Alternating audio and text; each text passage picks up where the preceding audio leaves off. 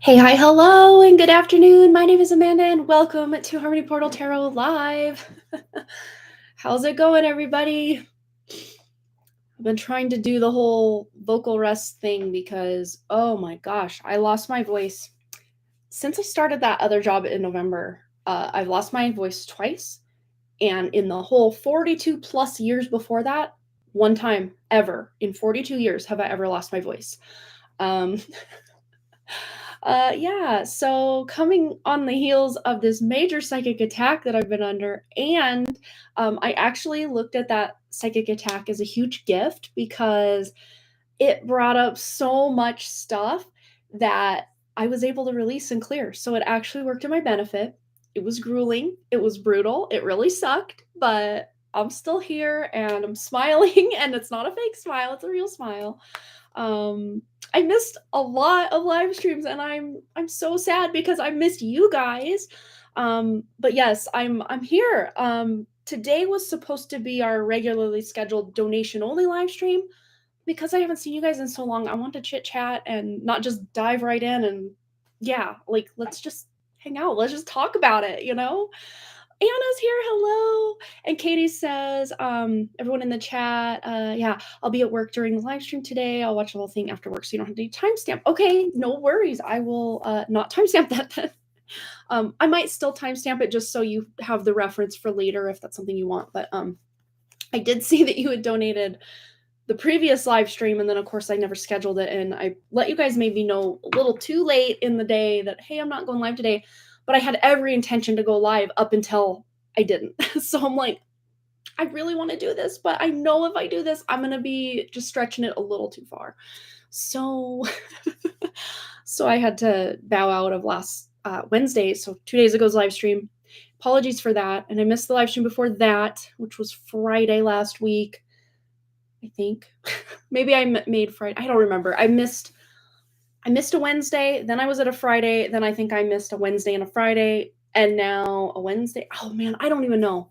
So many live streams were missed that's just not like me. But I started out with a cold that was like a sore throat vibe back. So this was, I think it was the Wednesday before that I did go live that Friday. That last time I was live, which was a Friday, the 28th, I think. So wow, already 2 weeks ago. Yeah. So it was Friday the 28th, which was a donation only live stream. That was last time I was live. And I was feeling really good that day. I'm like, okay, I'm over this cold, this sore throat thing that I have. No worries. But if you remember correctly, back to that live stream, Wrigley had a basketball game, a sock hop that was like an 80s bash. They normally do like the 50s sock hop, but this year they did an 80s bash. And then right after the 80s bash, or still basketball, 80s bash, basketball, was all during the 80s bash. So he had to go to his first basketball game.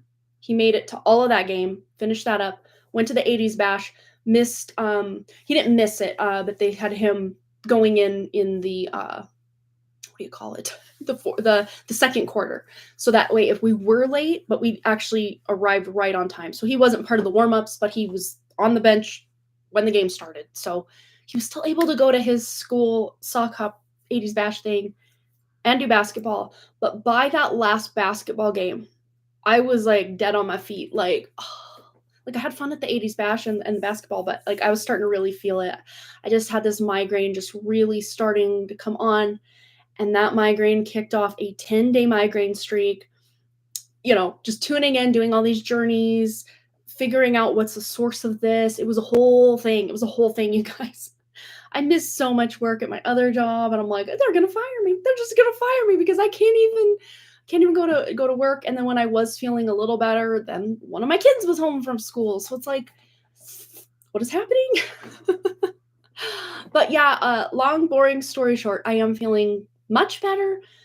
I know I probably should keep this live to around 2 hours or under, just the throat. I went to a state championship, not championship, but the state tournament basketball for, I don't know, Class B. It was Florence, where my husband's from, basketball game at the university last night. They had it at the university. And they lost. They were like neck and neck the whole game until the last last quarter, and they ended up losing by 7. So wah wah. But I didn't allow myself to yell or cheer. I just clapped really loud to try to save my voice so I could for sure go live today. Also, Wrigley has been off school since yesterday at 11. So no school today for him. So he's down doing some, what do you call it?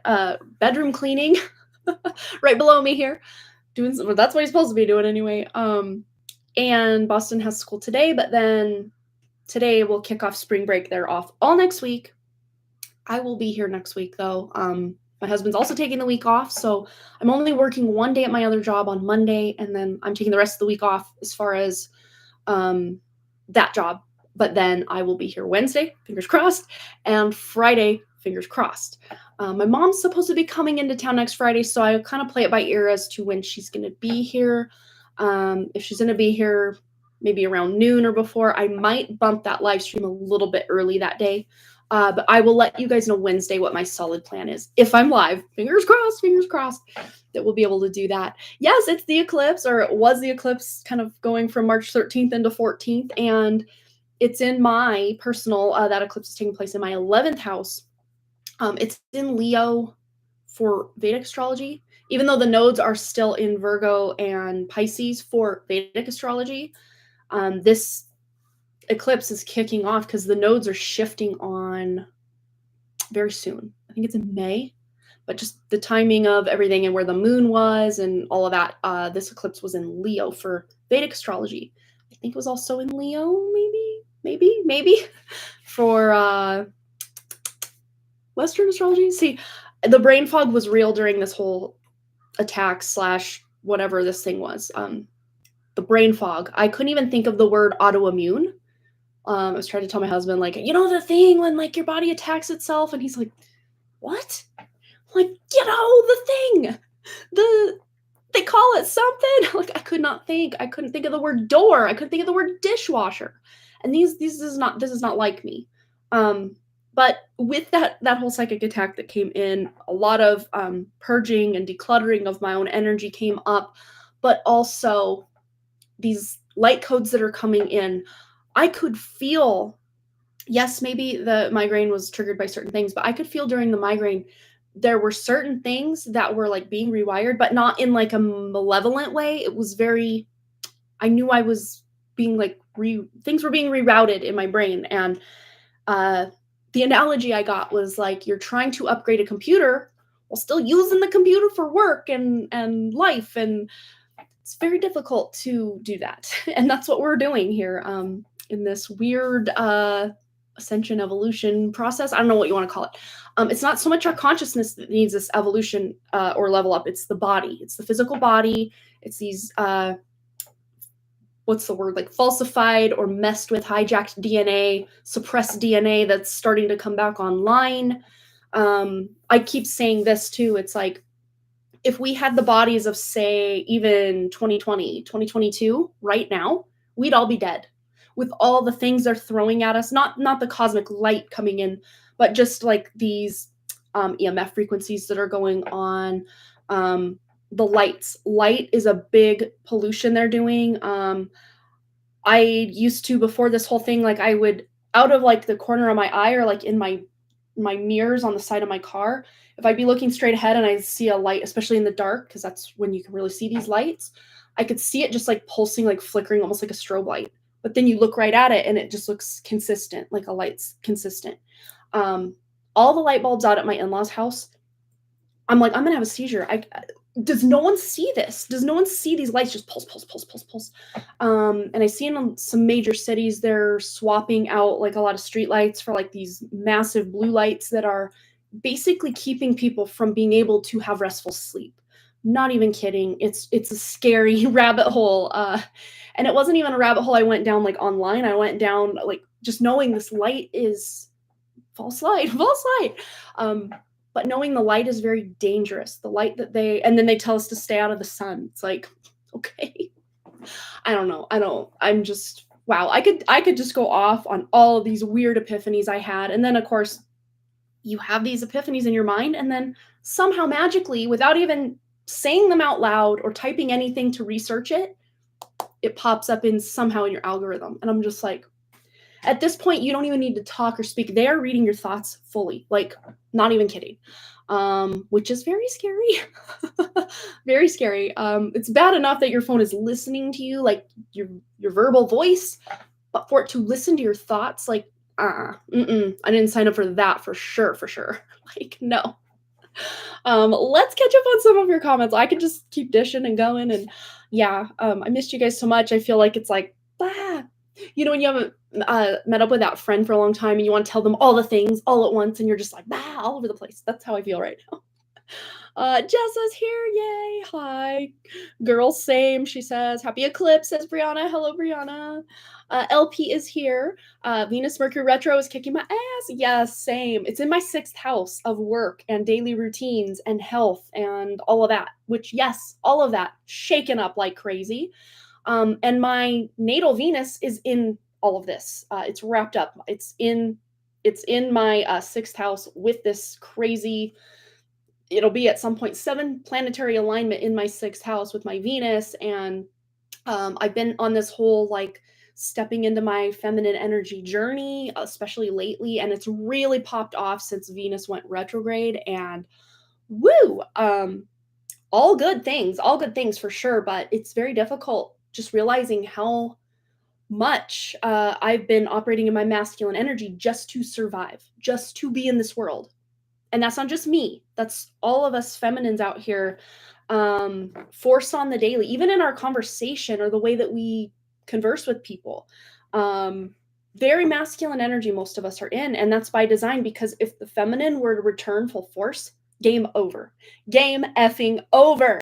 And they know that, and that's why they have push this whole boss babe thing, or I don't need no man thing, which, yeah, true. I mean, a woman doesn't need a man. I mean, as far as like a, heteronormative, heterosexual relationship, you don't need a man, but for you to be able to step into your feminine energy fully, you have to know that someone is taking care of you so you can do that. I mean, it really starts to F with your mind, because then you kind of go back to like, oh, I don't want to be some 50s housewife where, yes, dear, and all this, but masculine energy they were really, even those housewives, you think, no, they were very feminine, they were very demure, very meek and mild.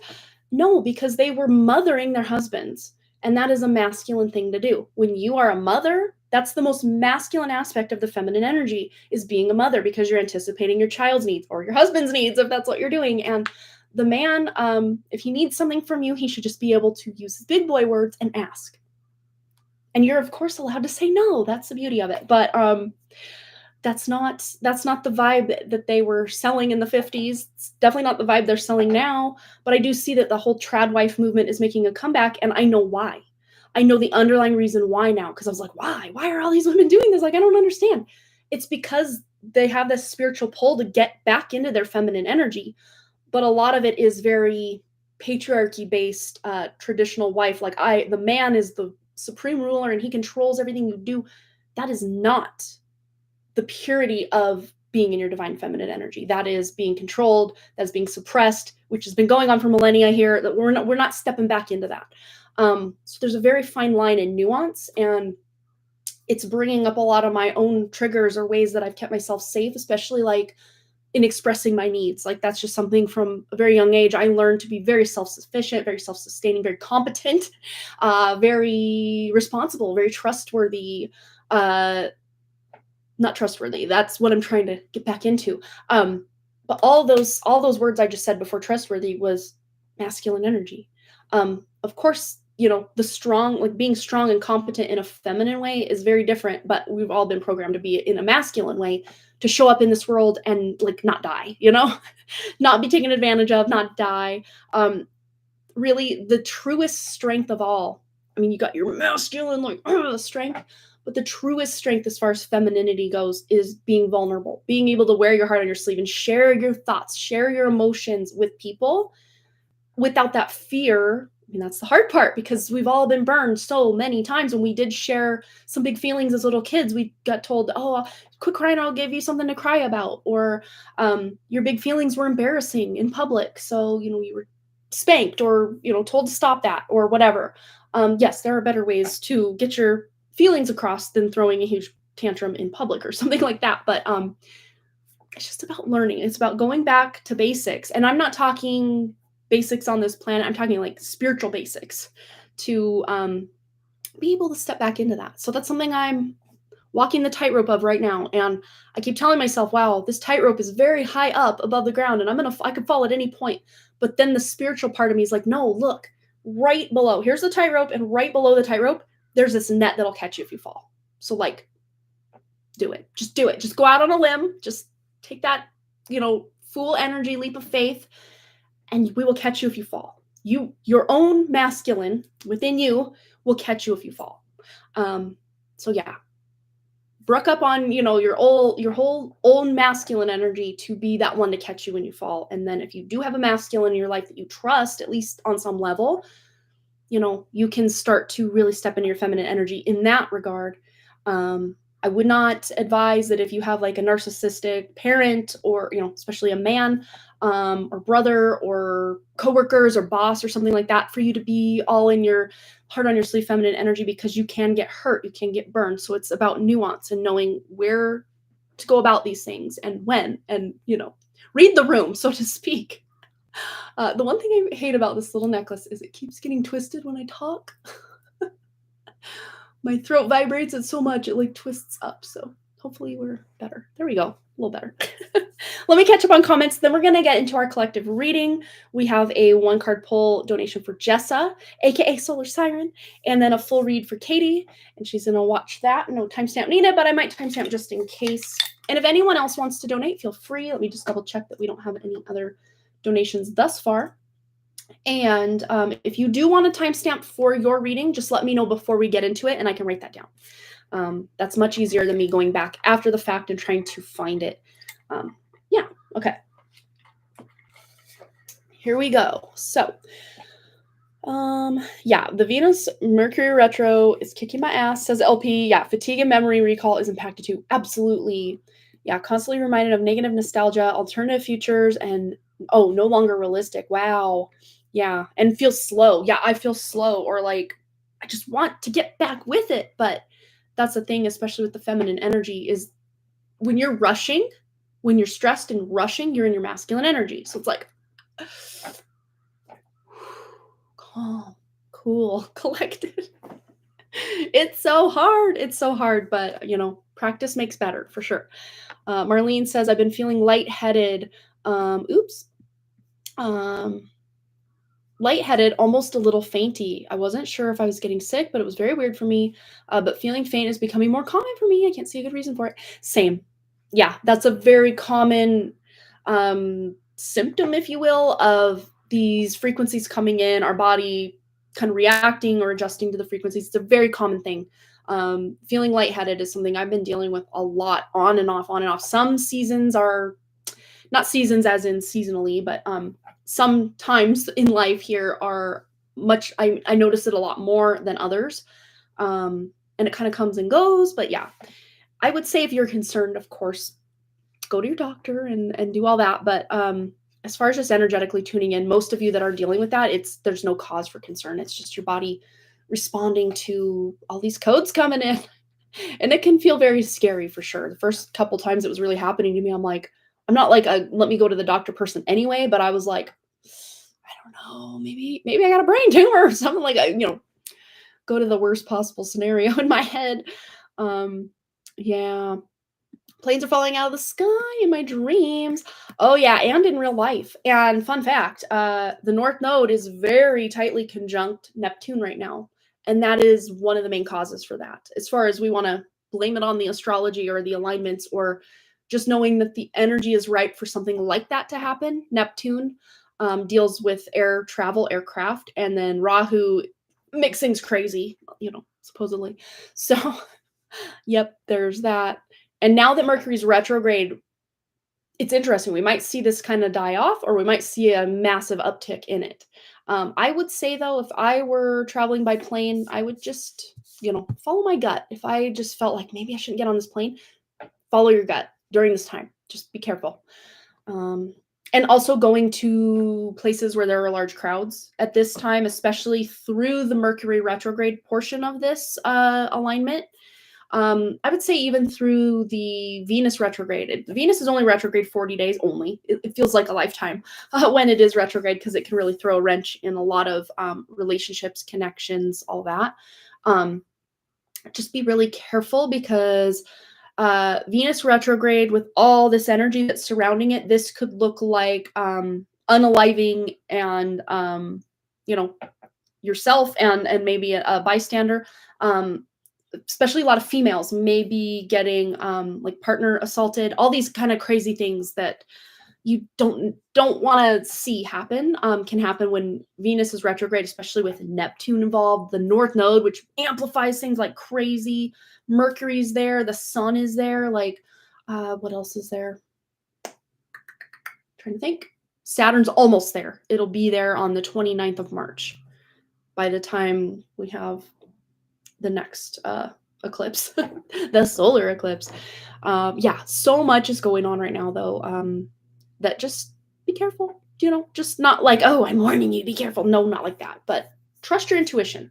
Even if you feel silly and you sat something out and nothing happened at the place you were going, don't like kick yourself like, man, I should have just gone, because you just never know. Like, follow your gut above anything, okay? It's important. I've had horrible reminders of my ex. Yeah, that's another common Venus retrograde. Venus retrograde happening is your ex is returning, or you start having a lot of weird dreams about them, or they show up in your DMs, or whatever. But a lot of times when Venus goes retrograde, you are assessing a lot of your past relationships or the past in your current relationship. Past cycles might return during this time, especially with Mercury being retrograde. Ways or like communication, ways that you communicate in relationships can resurface to where you're going to have to face them. And if you can overcome them, you may never have to face them again, because this is a kind of almost like, you can look at this energy almost as a gift to face your crap and get over it, not like get over it, like just tamp it down and don't think about it, but like allow it to surface, allow it to blow up in your face, and allow yourself to move through it, whatever that looks like for you. But particularly in your communications with women, because Venus rules women, but Venus in a man's life rules the wife, or it can just rule your partnership.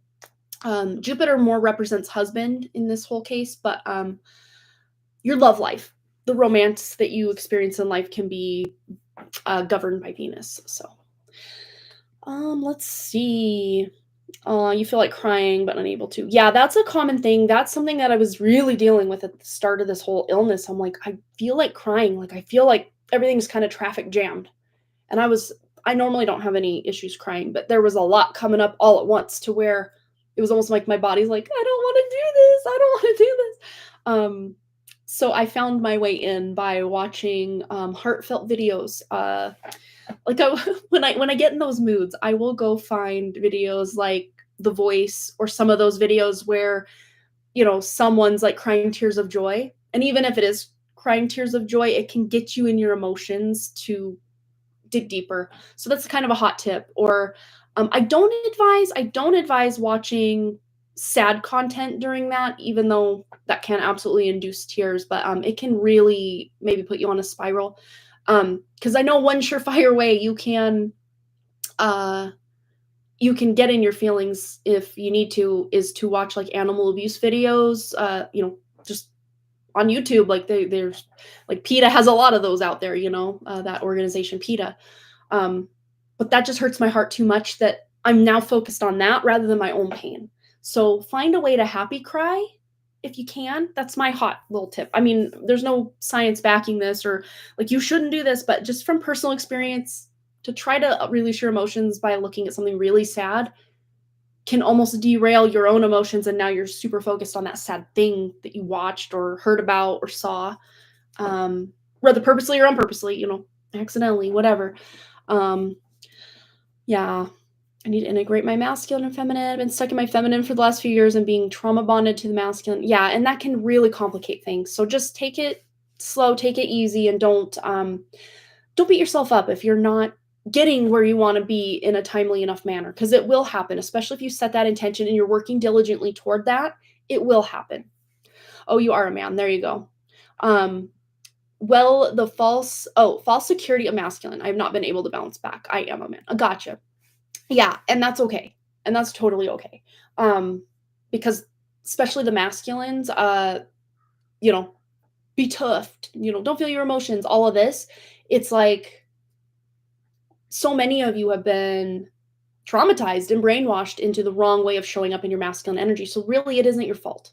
It isn't. It really isn't. Although it is each of our individual responsibilities to step into that and heal it in whatever ways with whatever tools we have. And sometimes we'll kind of be on one path and realize, oh, I've been doing this wrong. But have you really? Because you've actually learned a lot. And now maybe just because you stepped out on that wrong path, now you're detouring and taking like a hard right or left to go on a different path. But if you hadn't started on this wrong path in the first place, you wouldn't have ended up where you are to get on the right path. You know what I mean? So it's like, don't ever consider anything that you've tried or done wasted, because you've learned from it in some way and you decided, oh, maybe this isn't for me. Let me go this way instead. Yeah. Making mistakes is actually very valuable. It is. Both I can take care of myself and in my full feminine power. There you go. Oh, that would be so amazing.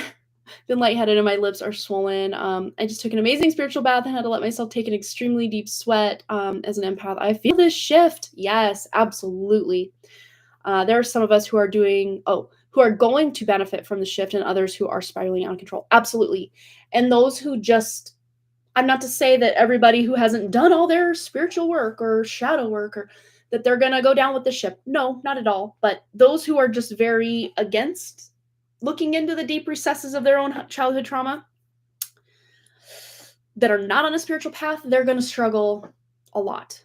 Unless something happens to where they do spiritually awaken and they're like on a fast track to heal their trauma or to let things go from the past. Never say never. People can surprise us. And it's not an us versus them, like, oh, we're better than them, they're worse than us. None of that. But some people just are not signed up in this lifetime to experience this big shift in consciousness and our bodies elevating. Some people just don't want that, and that's okay. And some people did sign up to have that happen, but their ego is too much online for that to happen, and that's okay too. They have another chance, another lifetime. It's in the grand scheme of things, it's not a big deal, but it feels like the biggest deal of our life, because it is. It really is.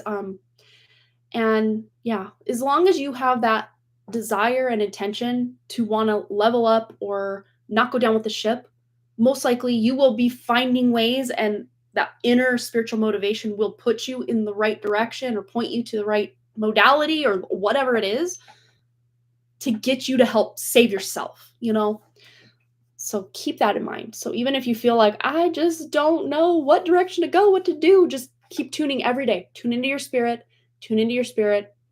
Ask your spirit for guidance. Ask your spirit for help. That's going to be your best foot forward, especially if you're confused and don't know what to do. Literally just keep asking spirit to come online. Jesus, take the wheel. But instead of Jesus, take the wheel, my own true spirit, take the wheel. And you will see a lot of benefit from that. It's surrendering to your own spirit a lot of the time, because our human aspect, we are so confused and traumatized and brainwashed that in certain times, if I don't just surrender to my spirit, I would probably dig myself an even bigger hole. So like during this whole psychic attack, illness, level up, rolled into one that I just went through, so much of it was me just in surrender to my own spirit, to get my ego and my human aspect out of the way, because I'm confused. I don't know what's happening. This is scary right now. Just get out of the way. Allow that I am presence, my own spirit, to come in and just know what to do. And that's the thing, is a lot of times there's nothing you have to do. We as humans are like, well, let me get my to-do list. Let me, Amanda likes to give me homework. Like, what do I do? And that's the thing, is with a lot of this, there's nothing you have to do. You just have to be and embody your spirit, which can feel like the hardest thing ever when you're not used to doing that. So it's like, the doing in this case is really just being present, being aware, being in surrender to your own spirit, trying not to attach or judge everything that's going on around you. You know, unless you're in a very unsafe and unstable environment, of course, use your judgments and get the F out of there. But for most of us, we don't have to do that, so that's good.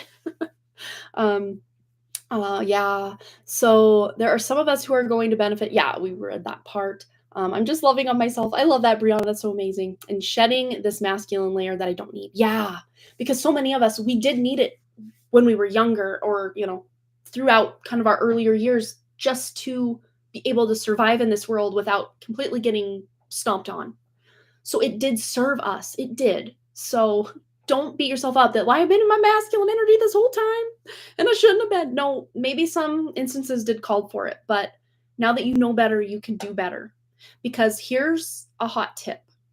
The feminine, the true divine feminine, when you can fully embody that to the extent that you can. And I say, if you're about 80% in your feminine energy and 20% your masculine, because to be in this realm, you have to have some form of your masculine online, or you will be in some big trouble. Unless you're so fully ascended and like up there that nothing can touch you, cool. But as far as your embodiment, if you can get to about 80%, that divine feminine that you are is fiercely protective. And almost nothing can touch you if you can get to that point and trust in your own spirit to bring that forward. That's just where most of us really have that stumbling point, is the trust in our own spirit, trust that, we're not going to be taken out or harmed in some big way, because we're trusting our spirit. We're trusting our own divine feminine to rise, whatever that looks like. And that's where you can polish up on your 20% masculine energy to allow that to be the container to hold your feminine energy for you to really shine. Because if you see, it's a very rare thing to see, but if you see a woman fully embodied in her feminine energy, even those more predatory, I don't know what you want to call them, just very programmed, almost NPC, hurtful masculines out there that just would, if no one was around, they would fully take advantage of that woman in every way, shape, and form. Even those people somehow can sense the protection around the woman when she is fully stepped into her feminine energy, to where they know somehow that's like, hands off, keep out, danger ahead. Not that the woman's going to hurt him, but there's just a dissonance. It doesn't gel. So it's almost like she's vibrated out of that reality where she could be fully taken advantage of someone who's just nefariously in their masculine energy. You know what I mean? It's hard to put into words, but I hope you know what I'm trying to say here. Because when we think feminine energy, we just think this total weakling that needs this man to do everything and take care of her, and she just sits on and eats bonbons all day. Like, that is not the feminine that we are talking about here, because that is performative feminine energy. That is not what we're talking about here at all. We're talking about the embodiment of the divine feminine, which is an amazing being that can allow her feelings to flow. She can communicate her needs and just be very open, heart fully open. Again, navigating all of this, there's a time and place for your heart to be fully open. Walking alone in a dark alley in a busy city at 3 a.m. is probably not a time to have your heart just open. Although, if you are fully trusting in your feminine energy and that 20% masculine has you, again, you may be so far out of the realm of possibility for some of these more predator people, you're not even on their radar. So again, while you kind of balance this tightrope of bringing your feminine energy back online, you may dip more into your masculine to protect yourself from time to time, but when you can fully embody that, and I'm nowhere near fully embodying it, but I'm trying, I'm working it. So and especially women with communication, most of us are very much in our masculine when we're trying to get a point across or teach someone something. We really are. There are more feminine ways to do it, which I'm learning. So you may see my communication style shift and change as I am on this journey. But it's not going to happen overnight, because no one really can do that. No one can just shift on the turn of a dime. I mean, it can happen, but so many of us, 40, almost 43 here. So almost 43 years of having to allow my masculine to be front and center so I feel protected and safe. And to just switch that around is going to take some time, because it's just the neural pathways are set. Not set like forever, but they're very set to where you're going to have to start doing new things for new outcomes to create new neural pathways, which will then become your default. It's going to take time though. Usually. Yeah, shedding masculine layer I don't need. Cha-Cha's here. Hi, Cha-Cha. John's here. Hello, John. All right. Well, that all being said, let's get into our reading. Let's just see what we need to know. Especially with just this big level up that has recently happened for so many of us, energetically speaking, a lot of energy pouring onto the planet, a lot of darkness coming to light. It looks really chaotic out there right now, not gonna lie, but these things have to see the light of day. And look, just talking twists these necklaces up. Well, it's one necklace, but it's like, come on. Not that you guys care, but I keep seeing it in my camera and it's annoying me. Hope I'm not twisting it worse. Just my throat vibrations from talking twist this necklace way up. I just don't understand. But I think it's fun, so I like these dainty little golden necklaces. Anyway. Okay, let's get into it. Nope, I can keep going. And yeah, my throat's doing throat things, so. All right. What do those of us watching now and on the replay need to know? Just our little collective. Ooh, that one jumped. Ooh, there's two. Ooh, we have the two apprentices. These are the pages.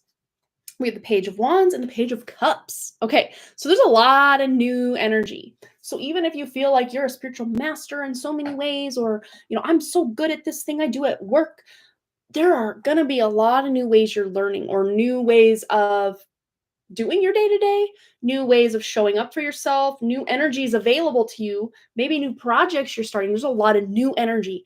And I'd love to see this. We have the eclipse going on last night into today, and these eclipse energies do reverberate for the next 6 months or so. And this is a pretty significant lunar eclipse we just had, and then solar eclipse we're having on the 29th of this month. A lot of big stuff is coming to light that's been hidden in the darkness for so long. Just old ways of operating that are not serving us anymore are going to become blatantly obvious, to where we're almost forced to change, forced to shift. Now is a really good time for all of that, because we are coming into the spring season. I think we're like 6 days or so away from the spring equinox. So finally. It was snowing a little bit earlier here, but as you can see, I'll just show you real quick. We're not plugged in anyway, so I don't need to unplug it. Most of the snow is gone. And the sun was out earlier, and I was just sitting on my back. It was only 28 degrees, but hey, if the sun's out, I'm out there. I'm going to take advantage, get some vitamin D going here, and just close my eyes and kind of look toward the sun. It just felt so good. It just feels so good. But now's a great time to start something new. Not now, as in right now, but by the 29th or around then.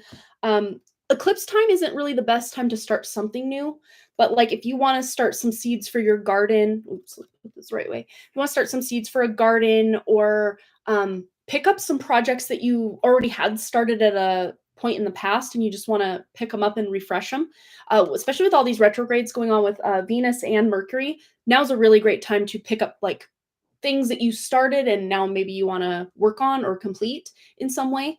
Now's a great time for that. As far as starting something new, I mean, if you kind of have to, oh, well, I'm starting a new class down at this, community place. I don't know.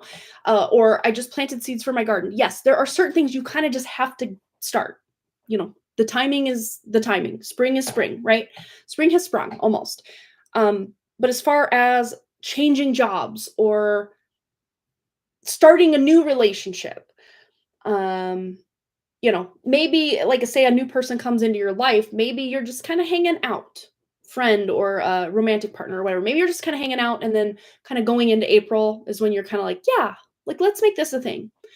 Let's start a relationship at that point. That's going to be good. But this coming through is letting you guys know that there's a lot of new energy available for you to be able to do some new exciting things very soon. So maybe this is kind of Two of Wands energy I'm really getting of you have some really good big ideas right now, write them down. If you have to, absolutely have to start something now, of course, start it. But a lot of things that are started during an eclipse or a lot of Mercury and Venus retrogrades going on, especially during an eclipse, you may have to go back and redo some of what you've started. That's why kind of the advice to not start something new. Um, and also don't end some major thing at this point either. Maybe wait a few weeks. Like if you're looking to get out of a relationship or out of a job, I mean, if you already have it that you're, oh, I just got a new job or I'm leaving this old job in a week and I start a new job. I mean, if it's already there, it's there. It's going to happen. But if you can avoid it, it would be good just because the things that are kind of started, I mean, it's kind of shaky ground right now. So things that are started on shaky ground sometimes can crumble and fall much sooner than if they were established in a much more stable energy environment. All right. Anything else? Anything else for those of us watching now and on the replay? In alignment with our true spirit, according to our highest timeline. Woo! These two wanted to hit the deck, but I caught them before they fell.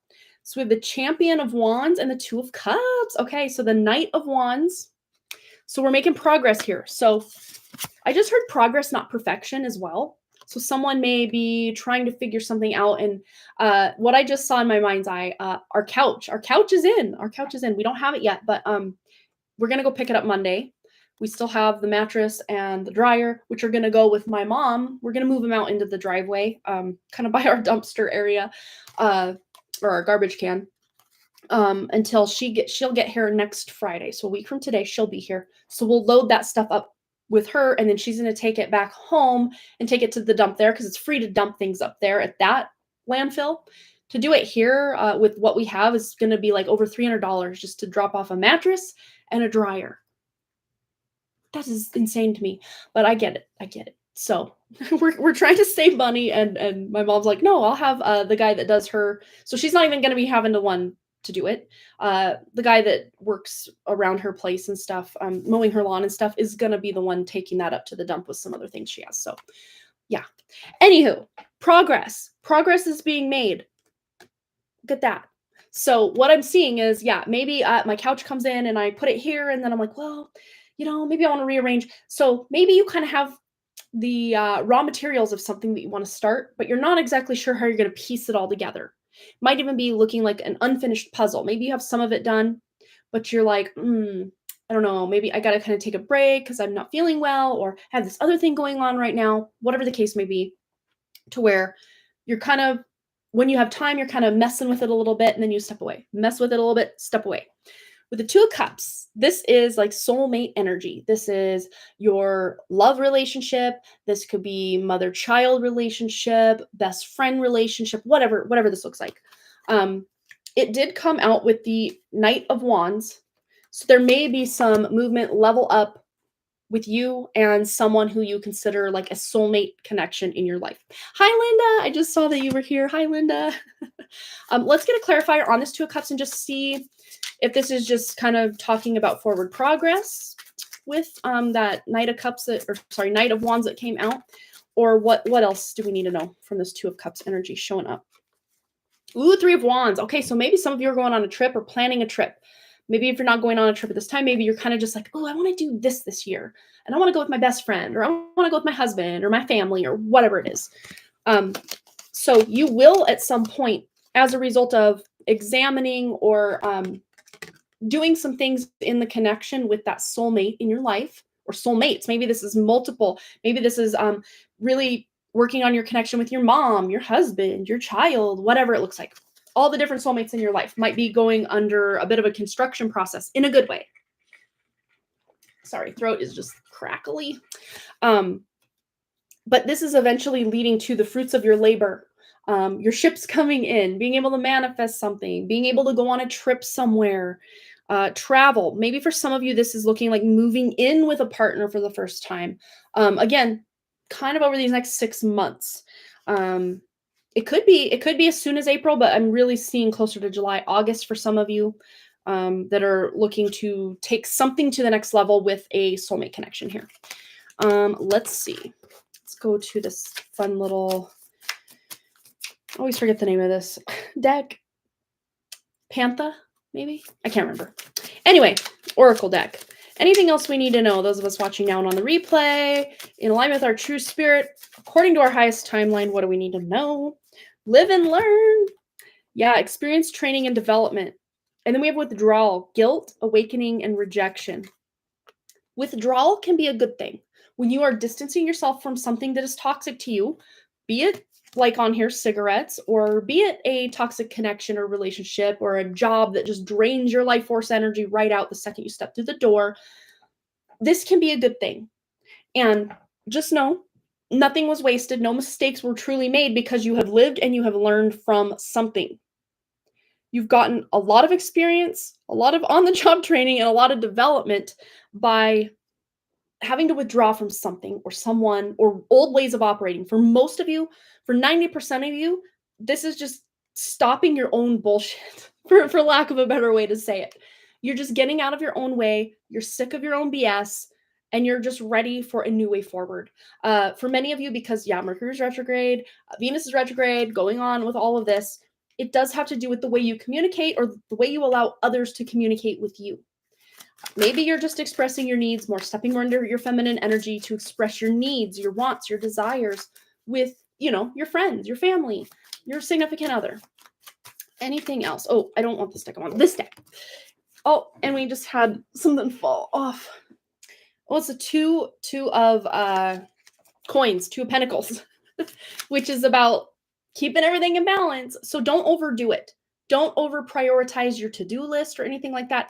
Keep a very select handful of priorities, especially if you are making pretty significant changes to the way you're showing up in your life, especially with your limiting beliefs, switching your diet, making any, slow and steady progress changes in your life.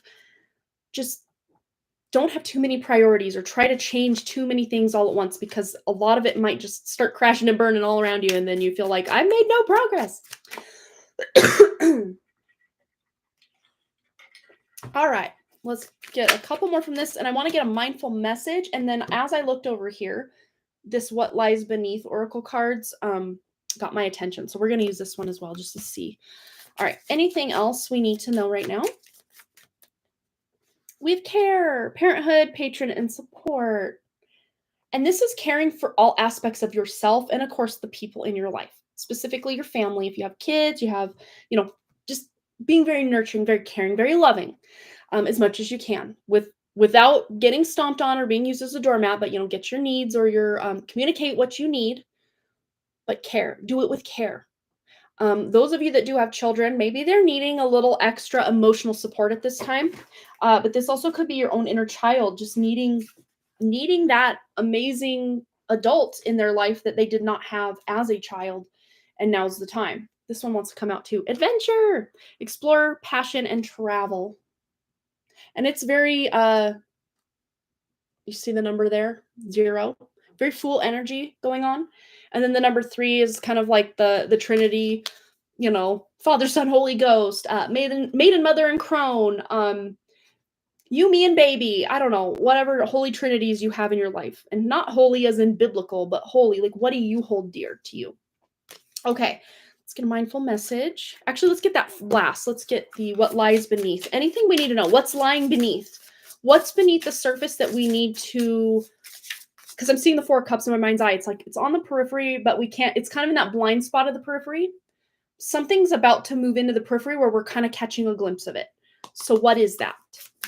Energetically, physically, emotionally, mentally, what is that? What is moving into our awareness at this point?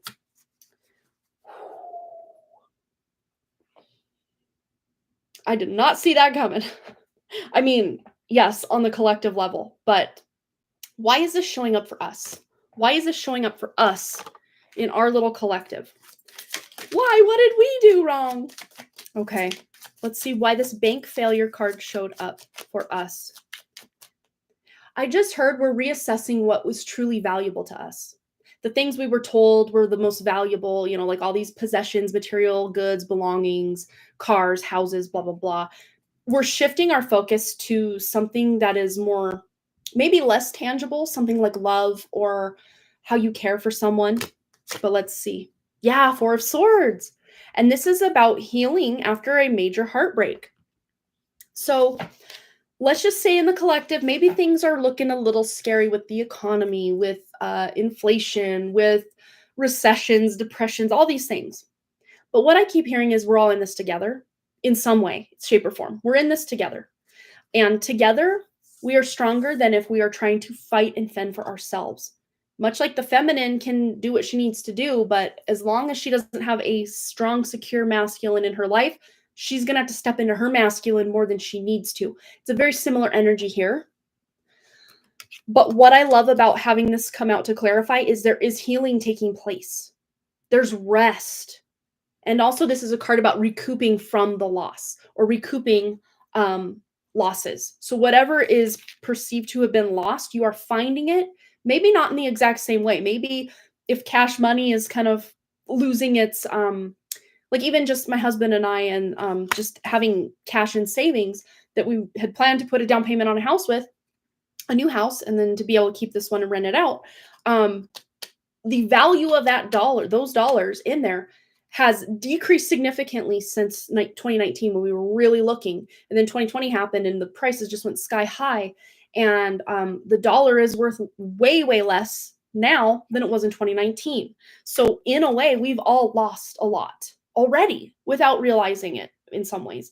And we're also paying a lot more for groceries and goods and services and things. Maybe we're kind of pulling the purse strings a little tighter because maybe we don't need that extravagant item or service the way that we might splurge on that if things were really flowing well. But with the Four of Swords coming out, there is a healing, a reclamation, a cleansing, a clearing, a rest and a recuperation. These are all words I'm seeing, hearing, feeling right now with what's coming about. Okay, so that being said, it's not going to be easy, but the way forward is going to be pretty simple as far as, especially if you're tuning into your spirit, you're going to know what to do, where to be, who to contact. Like you're going to start to know things on a deeper level that are going to get you in alignment with what you need to do, where you need to be, and when. Okay. Anything else? Mindful message. These are really fun. Just little words of advice or wisdom. What do we need to know? Okay. Nose is itchy, so good luck, good news. And we have It's Not Personal. The Four Agreements. Ever read it? If you haven't, great book. I think I need to do a reread of that as well. It's not personal. People's reactions or opinions of me are really not about me at all. People tend to project their own insecurities or fears onto one another. So when someone speaks unkindly to me, I'll remember they have something going on that has nothing to do with me. And that is so true. But I've been, I'll let me take a personal queen most of my life.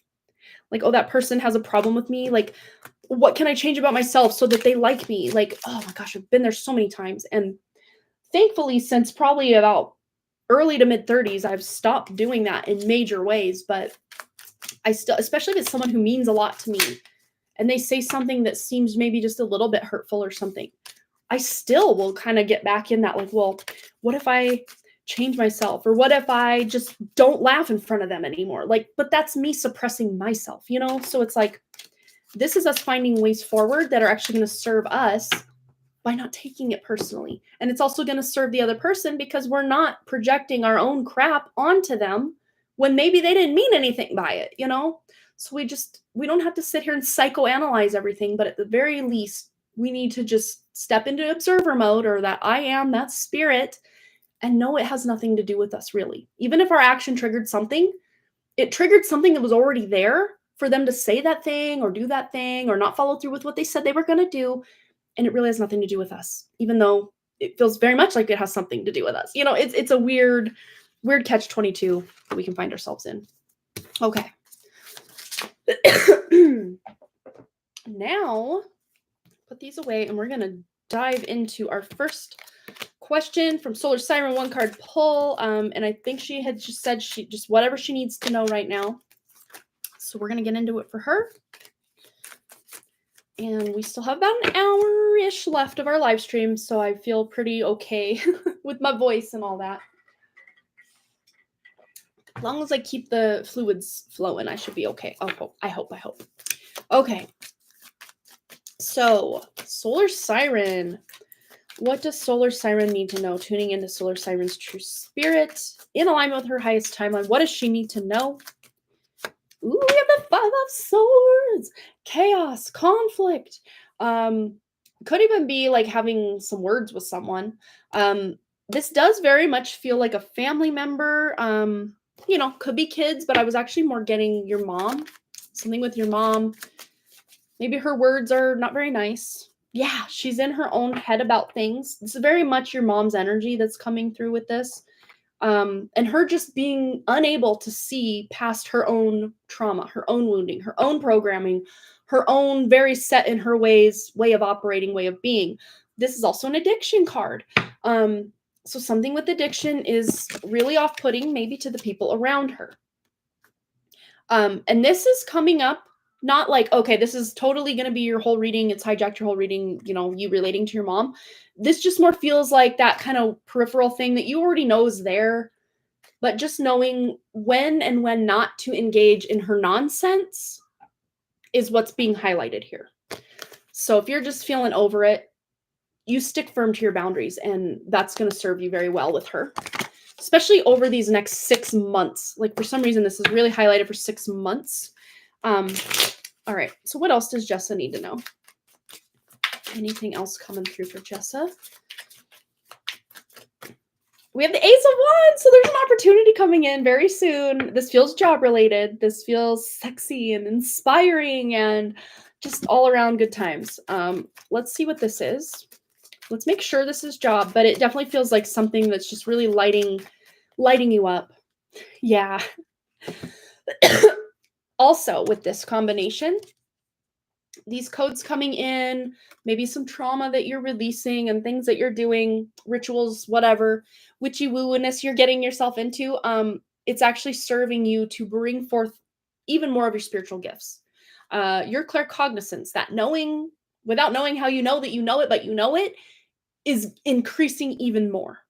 This could even have something to do with your mom. Maybe, it's kind of just like, I don't know what's going on with her, but for some reason I feel X, Y, and Z.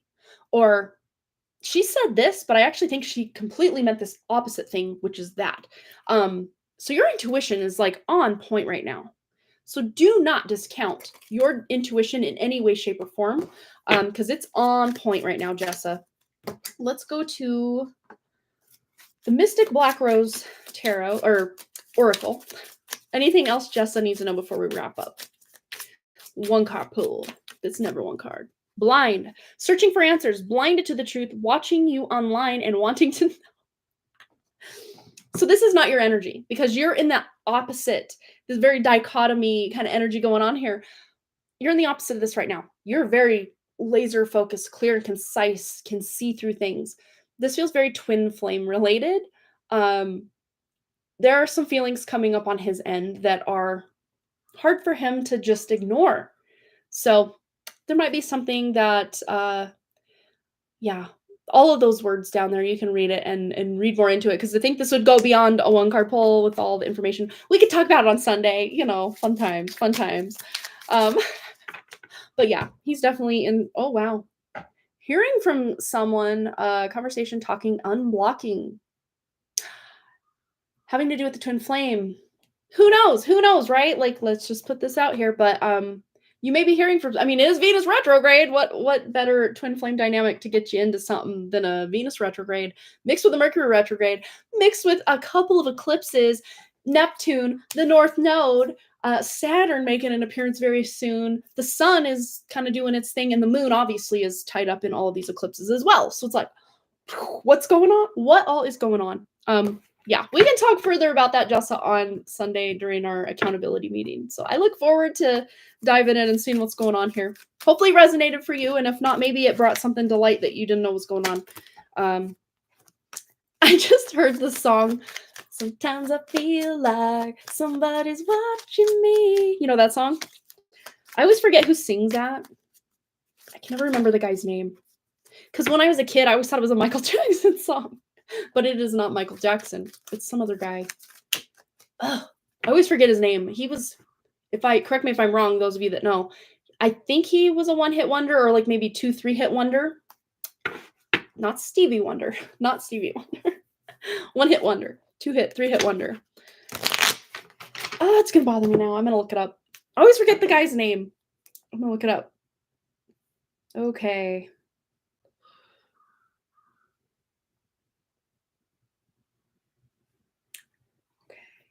Rockwell. Okay. So let me Google Rockwell. That's not how you spell that. Songs. See if he had more than one hit. Somebody's Watching Me came out in 1984. The song Knife. Obscene Phone Caller. Oh, and we had Call.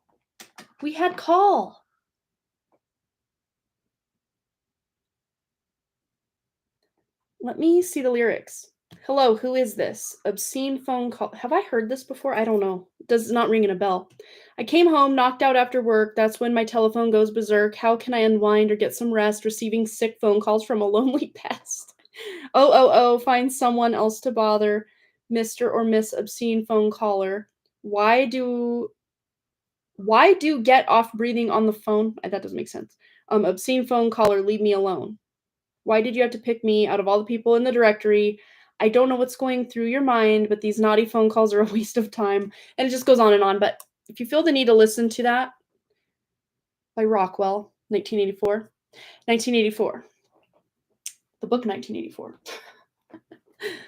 Very interesting. All right. Anywho, we have also a donation for Marlene for a 1 card. But let's actually do that since Katie is not here.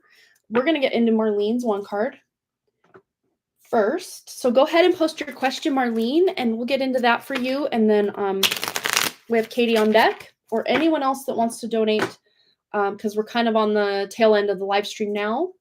Oops, I don't want to compose an email. I want to refresh my email. Cancel. Refresh. No, looks like we're caught up. Okay. Oh, Barbara says she just donated. So there it is. All right. Let's just give Marlene a moment to get her question out. If we don't hear from Marlene in about a minute, we'll go into Barbara, and then we'll jump to Marlene and then Katie, like that. All right. I need another drink of water. I'm debating going to get a cough drop, but it's annoying to try to talk with a cough drop in my mouth, so I'll hold off as long as I can. I think if I just take a sip of water every now and again, it should help keep the throat from doing what it does. I just wanted to see if you can tune into a project I'm doing and what it means for me. All right. Let's tune in for Marlene. All right, for Marlene. And the project she's doing in alignment with her true spirit, highest timeline. What does she need to know? What it means for her. Ooh, we have the 9 of Swords. So I can see it is causing some stress or anxiety, or there's maybe some stress or anxiety associated with, like, how do I make this work? Or how do I have this thing happen? Or this thing happen? Excuse me, with the water again. Okay. You may even be up at night thinking of ideas, or, okay, if this happens, this other thing could happen. And you're kind of doing these scenarios in your mind. Not that there's anything wrong with that. But it might be affecting your sleep. Or you could even be having some dreams come through. That the good news with this, dreams come through that could somehow benefit you or give you an idea. Because this has the potential for growth here. The water. Sorry, you guys. And all the cups, all the water, hydration. Stay hydrated, friends. But 10 of Cups is about having emotional fulfillment through this work that you're doing, through this project. And what this means for you is this has potential to make some good money. It's about doing it the right way. And that might be where the stress of it comes in, is like, how do I make this do what I need to do to make the money, to become stable, to become secure? You're really enjoying it. Oh, that's so cool. Yes, everything you said is exactly what I'm going through right now. But look, this is coming out in your reading. So this is what's potential here. This is what you have access to with all the material, all the knowledge, all the wisdom, all the tools you already have. It's yours for the taking. You can do this. I do see an element of a lot of time invested, a lot of hard work, a lot of planning, or designing something, as far as maybe getting a plan, organizing things, all of that. Yeah, lots of stress. Not to say though that that's a bad thing, because when you're trying to get something off the ground, or have a project, go live and then bring it to completion, there's going to be stress, because if it were that easy, everyone would just do it.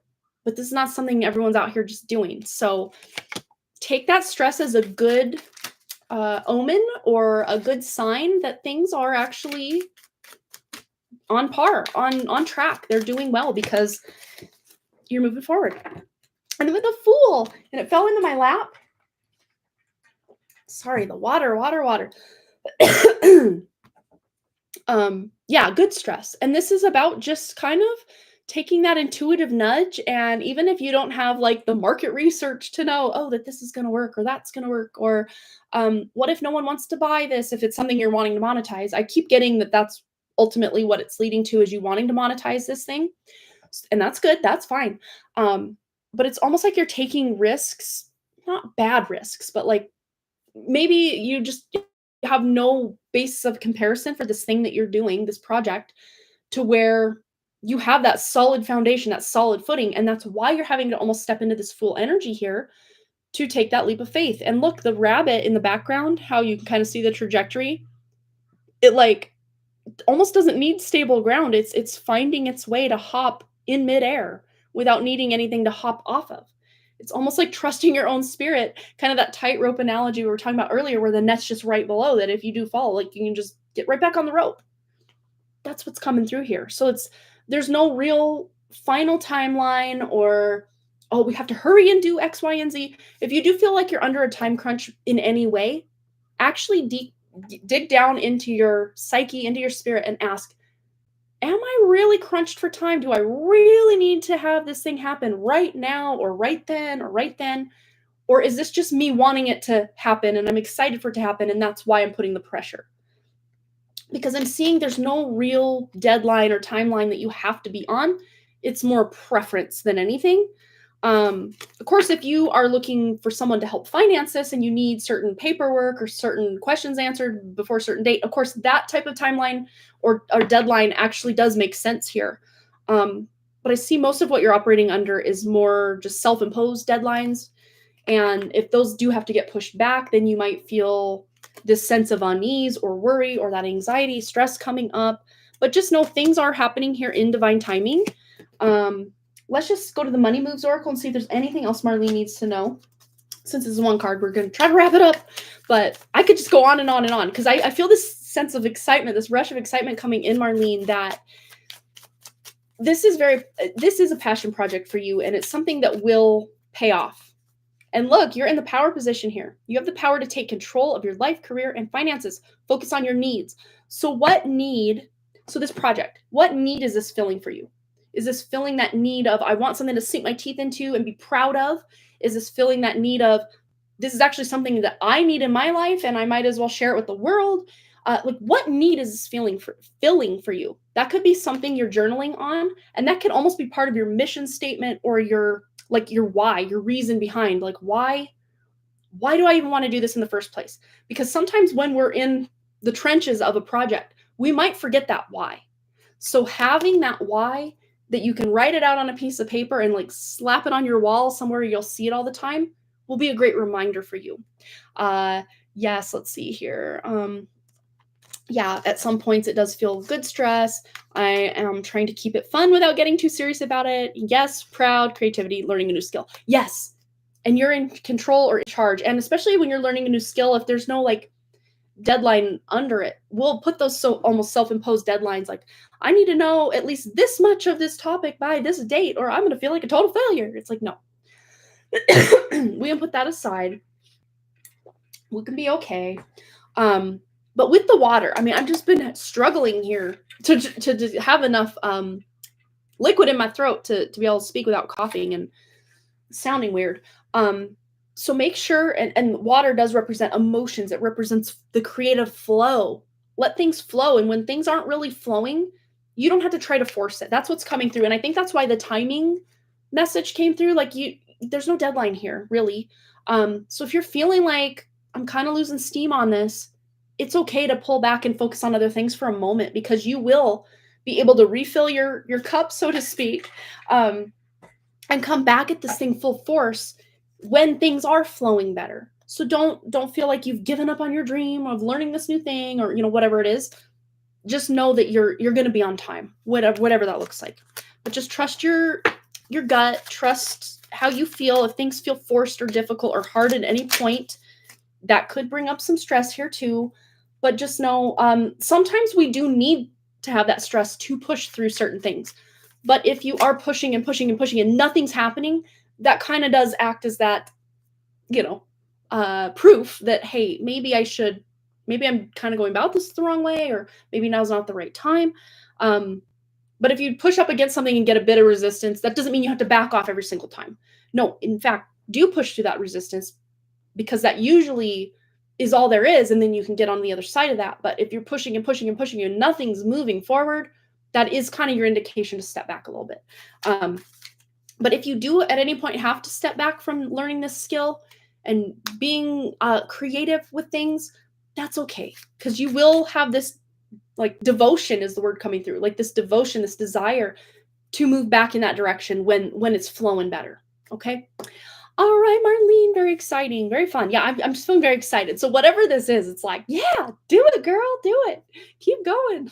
I love it. All right, so yes, we will. Katie, if you're watching, we're going to put your reading kind of toward the back here, because we do have Barbara, and then Cha-Cha also has donated both full reads here. So we're going to dive in for Barbara. Okay, and she's got her question here. So what do I need to hear right now? Sorry for being broad. No, you're fine. I've been focused on self-discovery. Oh, I just got chills. Not so much up here like I normally do, but they kind of sourced more toward the middle of the back of my head, which I don't know that I've ever had chills source there. I've had them source here and then kind of move down, but so you're being divinely guided with something here. Let's just finish reading your question, then we're going to get into it. Sorry for being broad, but I've been focusing on self-discovery. I'm trying to recover more about my higher self and path. Thank you. Oh, okay. So pay attention to your physical body sensations. That's already like, I don't know, message number 1 coming through. If you're feeling something in your body, especially if it's like chills, they call them spiritual chills, that can help you know something's resonating, something's, resonating with you, something's on your wavelength, you're feeling just in alignment with something.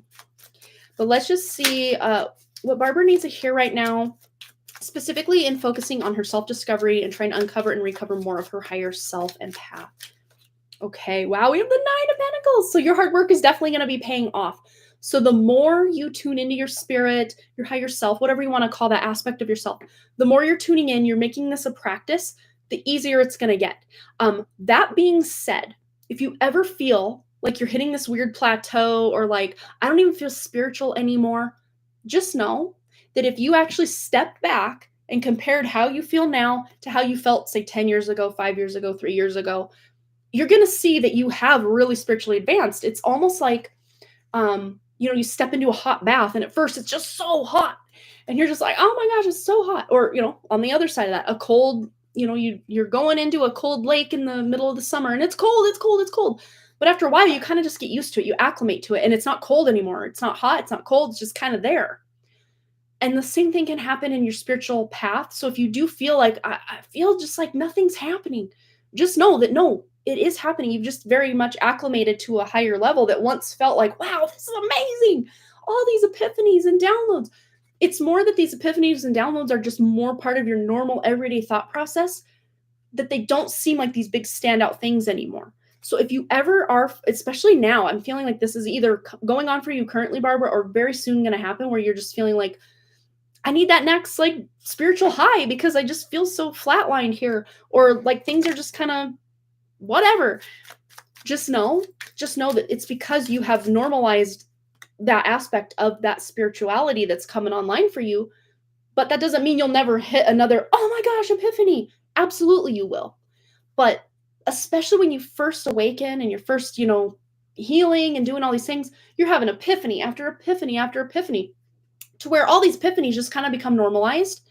And not to say that, down the road, another big epiphany won't like knock you off your feet. It will. It definitely will. But maybe it's just the way that they hit. You're just so used to being in the spiritual path that, yes, it may knock your socks off for a bit, but then it almost just becomes normal after a while. But again, if you compare all of that you're experiencing now and say you were experiencing that back then, you'd be like, wow, actually, no, things are moving forward here for me. And we have the Chariot, which came out in reverse. So pretty much what we've been talking about as far as maybe feeling like things have ground to a halt. They're not moving forward, but look, they are going to soon be moving forward for you. Any confusion, any just worry or stress you're having, like, I'm going to miss the boat. Everybody's so spiritual right now, and I just kind of feel, whatever. You're definitely going to be moving forward because every reversed card that comes out, it only came out in reverse, letting you know that there's also potential for it to move in the forward momentum as well.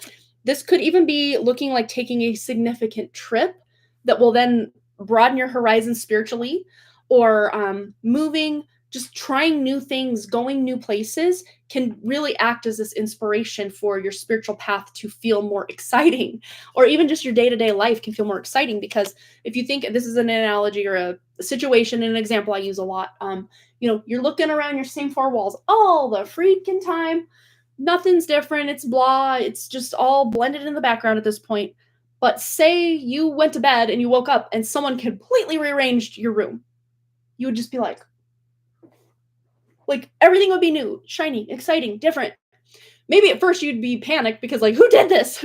But just for, stepping out of comfort of the everyday, the average, when you go somewhere new, there's that novelty of, oh, I've never seen that building before. Oh, I love the color of that painting over there. Oh my gosh, look at these cool cobblestone bricks that they have on their sidewalk here. You're just so much more present because things are new and shiny and exciting.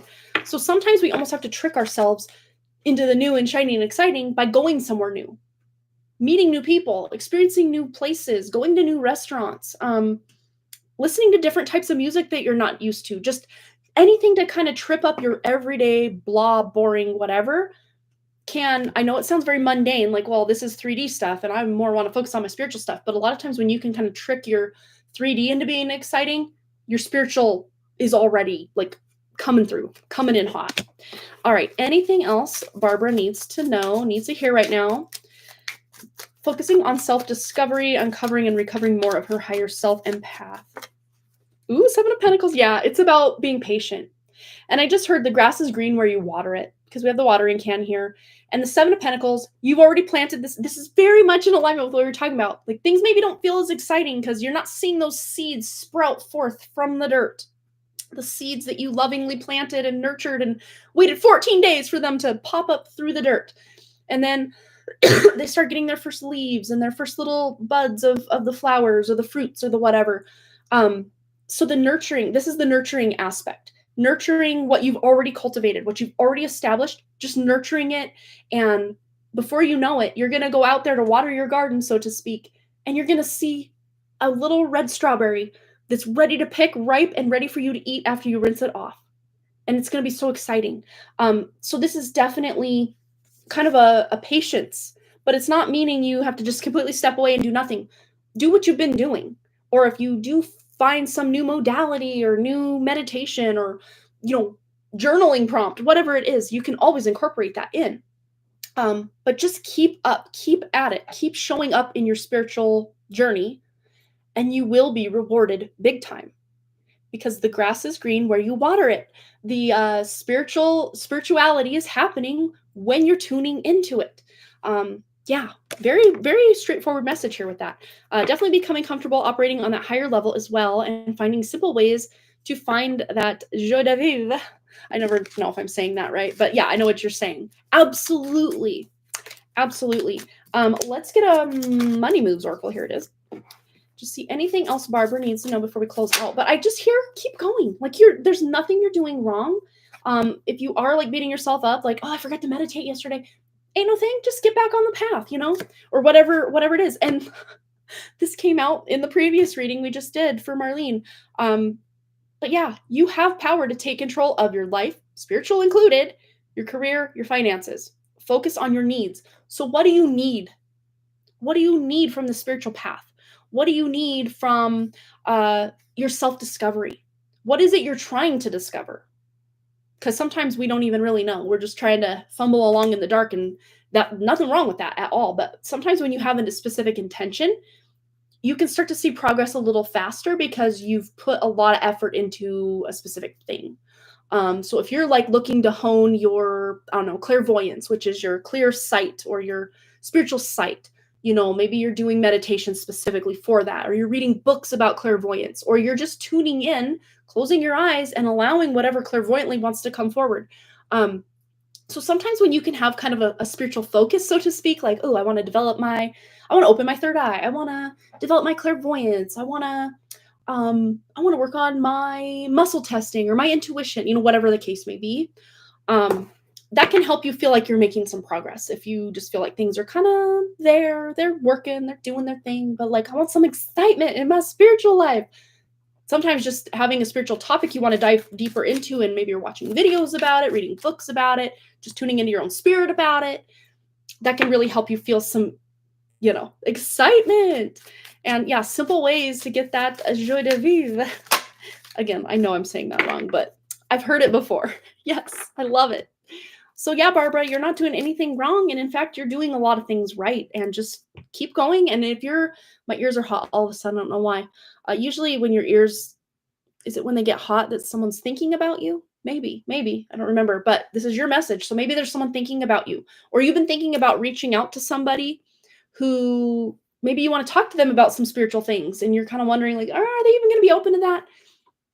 Trust your intuition, because you might find a very spiritual friend, or a friend you already have is already on a spiritual path, but they were kind of too embarrassed to let you know, and you're too embarrassed to let them know. And, just showing up in your very authentic way is going to inspire other people, is what's really coming through. So, yay! Good job, Barbara. You're doing all the things right. So keep it up. Amber's here. School holiday. Oh yeah. And I never know how to say that. Holly, holy, Hale. I never know how to pronounce that. And I think you had told me once and then I forgot already. So my apologies. But yes, happy holiday for you, Amber. I did see your text earlier, but yeah. Hooli, there we go. See, I knew I was off. I knew I didn't have it right. Thank you. But oh, you're so welcome, Barbara. Absolutely. Yeah, it's a very positive, festival and holiday and all that stuff. So yeah, if you celebrate it up. Very cool. Anyway, we're gonna get into the next one, which was Cha-Cha, the junking data girl. So go ahead and post your question. Yeah. Take another drink. My throat's still doing the thing, so we're taking care of it as we go. And we're reminding myself why I don't wear this necklace very often, because it just keeps getting twisted when I talk. I'm just moving my neck like this, and it just twist. Okay, so we have Cha-Cha. Let me just double check that we're up to date. Yes. Anyone else wanting to donate, now would be the time. Because we have Cha-Cha, and then we have Katie. And those are the last two donations I have, and we're going to probably move through them pretty quickly here. So anyone else needing that guidance, that wisdom before we kick off the weekend and the holiday festival, and my kids are now on spring break. Well, when Boston's out of school today. Wrigley's been on spring break since 11 yesterday. He has today off. Haven't heard a peep out of him, so I hope he is actually cleaning his room and not on his iPod. Yeah. I guess we will check that out very soon here. But yeah, my kids have spring break all next week, so that's going to be fun to have them home and get to do some fun things together. So let's get into Cha-Cha. She has her question. What do I need to know over the next 6 months? I'm finally in stable living condition and would like to know what's next. Oh, that's so exciting, Cha-Cha. Amazing. All right, and also fun fact, the next 6 months is kind of this next eclipse cycle. We just had an eclipse last night going into early this morning, depending where you're at in the world. Got chills again on the back of my head. So you've got a lot of spiritual support. Why are they coming in on the back of the head instead of the top? I don't know. That's only happened twice. And they've both been during this live stream. So something's going on. Very interesting. But anyway, I just got this rush of excitement for you as well. So there's something exciting that you're going to be doing, experiencing, manifesting. Let's see what this is for Cha-Cha. Next 6 months. 4 of Pentacles. Okay, so it has to do with finances. Let's get a clarifier. Always get a clarifier on the 4 of Pentacles because it's the most dualistic card in the whole deck. I'm getting good vibes, though. Absolutely, I'm getting good vibes. Cha-Cha. Oh, did you buy a lottery ticket? Because, oh my goodness, this is not me saying go buy a lottery ticket, but like, if that's something you do, maybe just do it. I don't know. I'm not saying do it, but hey, because there's an increase in finances. And this is a very like a card of plenty, milk and honey, like abundance for 3 of Cups. Look at this. It's celebration. It's weddings. It's anniversaries and gathering with the people you love to, eat and drink and be merry, all the fun things. But then we have the Wheel of Fortune. So there is a major shift in your karma, so to speak, where things are looking up financially. So, whether you're getting new clients or, a different job or the job you already have is like somehow increasing in the money coming in. There's money coming in. This feels almost too like money that's unexpected, which who wouldn't want that? But let's just see any source we can get of this money. What is this money coming in from? Champion of Cups. So this could be someone younger than you, or something you're very emotionally excited or invested in. Very interesting. Yeah, this feels like something under the age of 25. Or someone under the age of 25. But I keep getting redirected to something. So there may be something you're selling that's less than 25 years old that's going to bring in some money and it's worth more than you thought. It could even be like, the example that's coming to mind is like you're out thrifting and you find something that is like high value and you're like sitting on your hands at the cash register, just hoping they don't understand what they're holding is way undervalued for what they're charging and what you can then now go charge somebody. Like, that's the vibe I'm getting here. Wow. Yeah, it's like you're coming upon a treasure that someone's treating it as trash is really what this feels like. Someone's treating it as trash and it's treasure, and it's treasure. And you can be able to resell this treasure for a premium because you know what you have. It's really cool. Next 6 months. So there may be little surprises like that coming to your life and it doesn't have to be like literally that example. And it doesn't even have to be cash exchange. It could just be something that, something you're doing for your health that you thought, oh, this might help a little bit, but you're actually getting massive health benefits from whatever it is. I mean, that could be another example because really our truest wealth on this planet is our health. Because if you are not in a good health, doesn't matter how much wealth you have, you want to be in good health, right? That's something that money can maybe kind of buy, but not really, because even these multi-billionaires, they get a specific disease or cancer or something, and maybe spending a lot of money for this route or that route to heal them or cure them in some way could help, but not guaranteed. What would be the guarantee is to have just the amazing health in the first place. Let's see anything else Cha-Cha needs to know over these next 6 months. 2 of Pentacles. So there may be 2 significant trips. I normally don't get the trip vibe from the 2 of Pentacles. Normally it's about juggling priorities or knowing what your priorities are, narrowing things down, which yes, I'm getting that vibe as well. But there may be 2 significant trips you're taking over these next 6 months that really feel like life-changing shifts in your energy as a result of you going on these trips. For some reason, I'm wanting to go to the months of the year cards. So let's just see. These are part of my tea leaf oracles, but I like to have them separate. That way all the 12 months are right here. So any highlighted months for Cha-Cha over these next 6 months? And of course, if a month that's not in the next 6 months pops out, there's something that happened during that month that you're going to be getting reward or benefited from in that 6 months. Yeah. So January is not within the next 6 months, but something you did in January is paying off over these next 6 months. March, April, May, June, July, August. Wait, March, April, May, June, July, August. Yeah, that is 6 months. So between now and August, I'm seeing like toward the end of August, at the latest. Let's see specifically anything else Cha-Cha needs to know. Highlight months. So something you did in January is paying off in August. But what else? What else?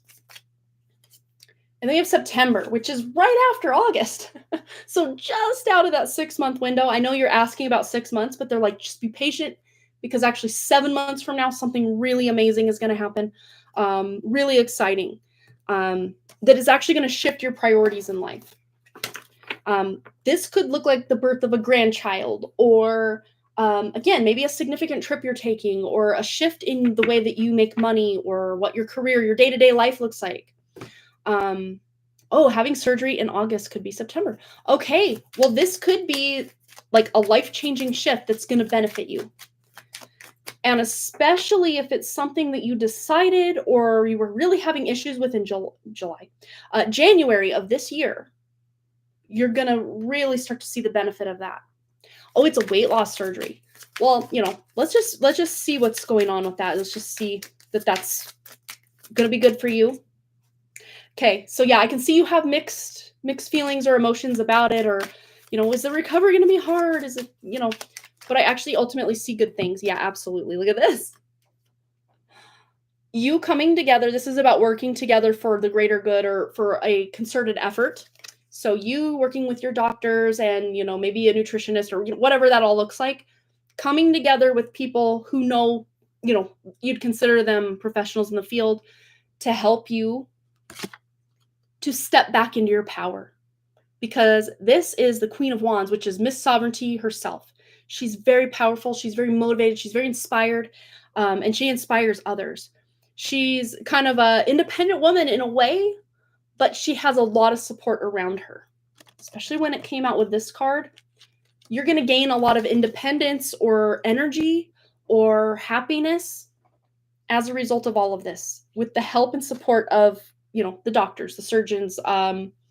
Maybe you're doing other things as a result of this too. Maybe you're starting some sort of workout regime eventually, and you have a walking buddy or a workout buddy or something, or maybe you and a friend or family member are gonna, eat certain foods together, and it's just like you're not in it alone. But yet, if you had to go it alone, you definitely could, but you have a lot of support around you, which I think is one of the most important things if you're dealing with any kind of health issue, challenge, or needing to do a surgery. To know you have all that support is like a weight lifted off your shoulders. No pun intended. But you just feel so supported, so loved, so just worthy, and you're already worthy, no matter what weight you are, no matter what you look like, no matter how old you are. Like, it doesn't matter. None of that matters. But just knowing you have that support almost lets you step into your worthiness even more, which is a sad way that this world is set up, that once we get the support, then we feel our worth or whatever. But like, no, you're already worthy, Cha-Cha, and the people around you are going to remind you you are worthy, you are loved, we want to support you.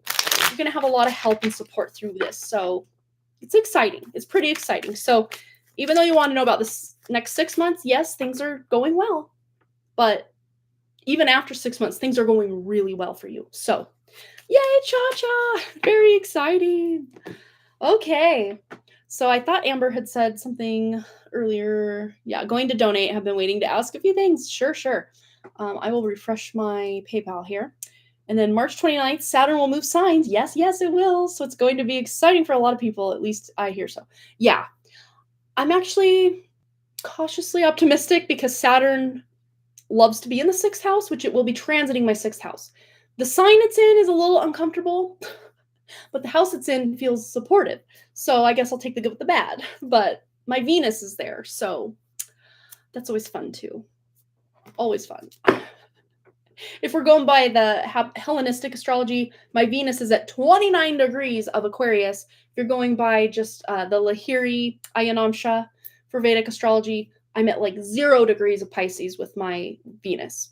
So either way, no matter what, which one I'm looking at, Saturn's going to be crossing my Venus momentarily. Like, it's already like feeling it. It's feeling it.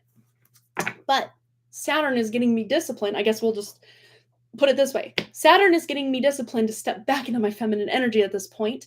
And the 6th house is all about daily routines, making it a habit.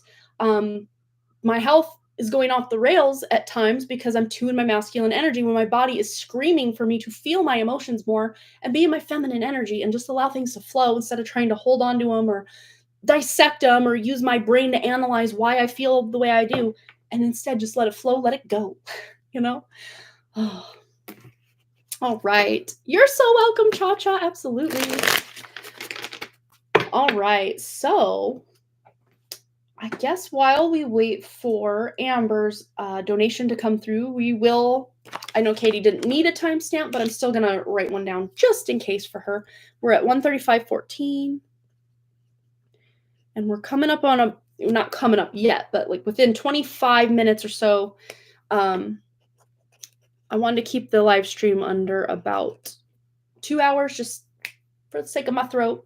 Since it's not so much a two-way conversation, I have, even when it is your conversation, I read it out loud. And, you know, keeping my throat nice and hydrated and not feeling so scratchy is good. But I really overdid it on, was it Wednesday? Yes, it was Wednesday, because that's why I had to cancel the live stream. I worked 4 hours and I was so busy. It was call after call after call after call for 4 hours, my 4-hour shift at my other job. And by the time I was done talking, like I was so hoarse, you could barely hear the tone of my voice. It was just so scratchy. And I didn't want to get there as far as overdoing it today. Because it kind of hurts too. It's like a dry, kind of raw feeling. It doesn't feel, it's not like a full-on sore throat, but it's not very pleasant either. All right, Katie, we're gonna get in Katie's message. Oh, and or question, and I do see that Amber has donated, so we'll get right into yours after we do Katie. I gotta scroll down because Katie donated for Wednesday's live stream, and then I didn't go live. I felt so bad. I'm like, oh no. But then Katie's like, no, you're good. I saw the comment on the, hey, I'm not live in the community post. She's like, we can just do it next time. So I'm glad that it wasn't like a pressing, like I need to know this right now, which is good. Okay. So hello, Amanda. I hope you're feeling better. I am. Thank you so much.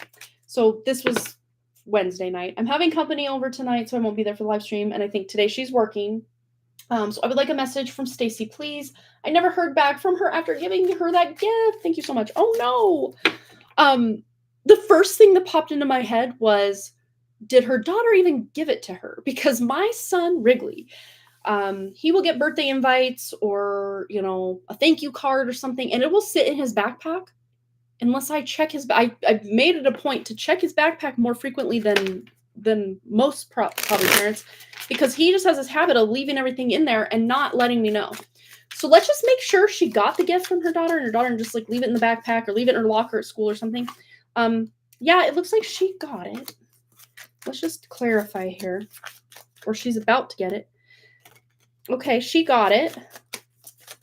So gift has been received. So let's see. Because, you know, kind of the courteous thing to do would be to send out a text or a thank you of some kind when you receive a gift. We just had all these fall to the floor, and I do feel they're relevant. So let's see. The Hanged One. Okay, so she liked the gift. We definitely see here she liked the gift, and she does plan to reach out or express, hey, thank you so much for that. It's so cute. I loved it, whatever the case may be. She did love it. 6 of Swords and the Hanged One, and then the Elder of Swords or the King of Swords. So I don't know why it always goes back to her husband and her dynamic with him when we read for her message to you, but here it is again. Her feelings stuck somehow in her connection with her husband. Things maybe not be going well. She's not in her happiest energy right now. Oh, that's so sad. I just heard her birthday was miserable. Like, he made it miserable. So it's either something he did or didn't do for her on the birthday. words were like mean words were told to her from him, like somehow indicating she's not good enough because she didn't do something for him. Ow. I feel like I'm like in the middle of like fly on the wall of someone's like home. Like I kind of feel like I'm encroaching, but like just generally generalizing. Her birthday was a sad day for her this year. Um, I do see though that she did appreciate the gift and she does plan to let you know that. And she's already beating herself up that she hasn't already, you know, extended that gratitude to you that she loved the gift. So your gift was like a highlight for her birthday because I do see that she had a pretty miserable birthday. Because what I'm seeing is even if they did go somewhere or go out for her birthday dinner or something, it's like something her husband said. I'm seeing like a door slamming. I'm seeing her like feeling really anxious because of something he just said. And then like on the drive to go have dinner, she's just like she's just like, I don't even want to do this now. Like he ruined it. Like he just blew this thing way out of proportion and now I don't even want to be celebrating my own damn birthday right now. Like that's the vibe this is giving. Not saying that's the exact scenario, but that's what's coming through in my mind's awareness here. Words he said that were very cold. You know, the King of Swords can be very cutting with his words, so can the Queen of Swords, but just coming for in a more masculine way and that comes for in a more feminine way. And then the Hanged One just feeling like this is my life. Like this happens all the time. Like can't I just have one good thing when it comes to him and I? Anyway, her message to you, now that we've established the energy she's kind of in, I see things have kind of calmed down a little bit since the birthday, but let's just get her message to you. What would Stacy like Katie to know in regards to the gift or just anything else? Six of Swords. Yeah, there again is about being able to travel short distance or across town, being able to communicate. That's my internet card here, or my, let's text back and forth. So what I'm seeing for you, again, how she kind of almost has this, I'm hearing mutism, almost like she like panics as my throat does its thing. Just a second. Like, especially if it's been too long since she should have communicated something or said something, she almost then feels bad and it just builds up and up and up and up. So the best thing that you could do, Katie, for her in this regard would be to just reach out through text or whatever and just say, hey, happy belated birthday. I sent a gift for you for your birthday with my daughter to give to your daughter. I just want to make sure that you got it. And then you're going to have like the floodgates open. Like, oh my gosh, yes, that was so sweet. It was so cute. Thank you so much. I love it. I put it here and I see it all the time. And you're going to get her to open up then. Not to say that if you just kind of held back, you would never hear a thank you from that. You would. It would just be kind of later on. But let's just see. Let's go to this. What's this one called? Confession of a Soulmate. Let's just see any words that Stacy wants to share. Blessed. I'm blessed beyond measure to share such a powerful divine love with you. And again, just kind of soulmate connection, soulmate energy that you have lifetime to lifetime together. I am so grateful for you and give thanks to the divine creator. Embrace your beautiful divinity. You are a precious gift in my life. Like, that's what she would want to say to you, but she just, like, I can't get the words out for whatever reason. And this feels like a trauma response to past relationships with friends that she's had where she has shared a piece of her heart and then someone laughed at her or stomped on her heart. And this is still happening to this day in her love life. Like, he does this from time to time where he's just like, she's vulnerable, shares something with her or him, and then he stomps on it or is like, oh, that's stupid. Or you would never do that, Katie. Like, you would never do that to her, but she's been burned so many times in friendships, in love, in that it's almost hard for her unless someone somehow creates that safe container of space for her to then allow the emotions to flow and for her to express her, whatever. And you would be that for her, but she, it's like she's needing to learn to trust that from you. And on the back of the deck, we have soon. It says, our reunion is imminent. I am doing what I can to be ready for you. I am working hard on myself to be a better provider for you. But, these are like literally directed at love life, but, take what resonates from the card. I hear your call for me and coming back to you. This is my promise to you that soon we will reunite again. So this is more, I've dropped the ball on our friendship a bit again, and I'm apologizing for that when I see you or when we can talk. So let's just see anything else from Stacy to Katie needs to come through. And then we're going to get into Amber's question. Okay. We have limitations. Fear and doubt limit freedom of action. Hello? That's what we've been talking about. Her fears of her traumas from the past or being burned in the past. She's working on this, though. I do see she's working on it. And the more that she knows she can trust you, the more she will open up. It's just a matter of time is what I'm hearing. But, old habits die hard as far as ways she's had to, kind of go it alone and not have a lot of close connections. Or even if she did have what seemed like close connections, she still kind of kept people a bit at arm's length because she doesn't want to get hurt again, which, it's understandable. But really, she's only missing out on so much goodness because she's doing that. So independence, managing money yourself, independence guarantees security. Don't depend on others. And this is kind of, look, that's what's been limiting her in your connection with her and her connection with you.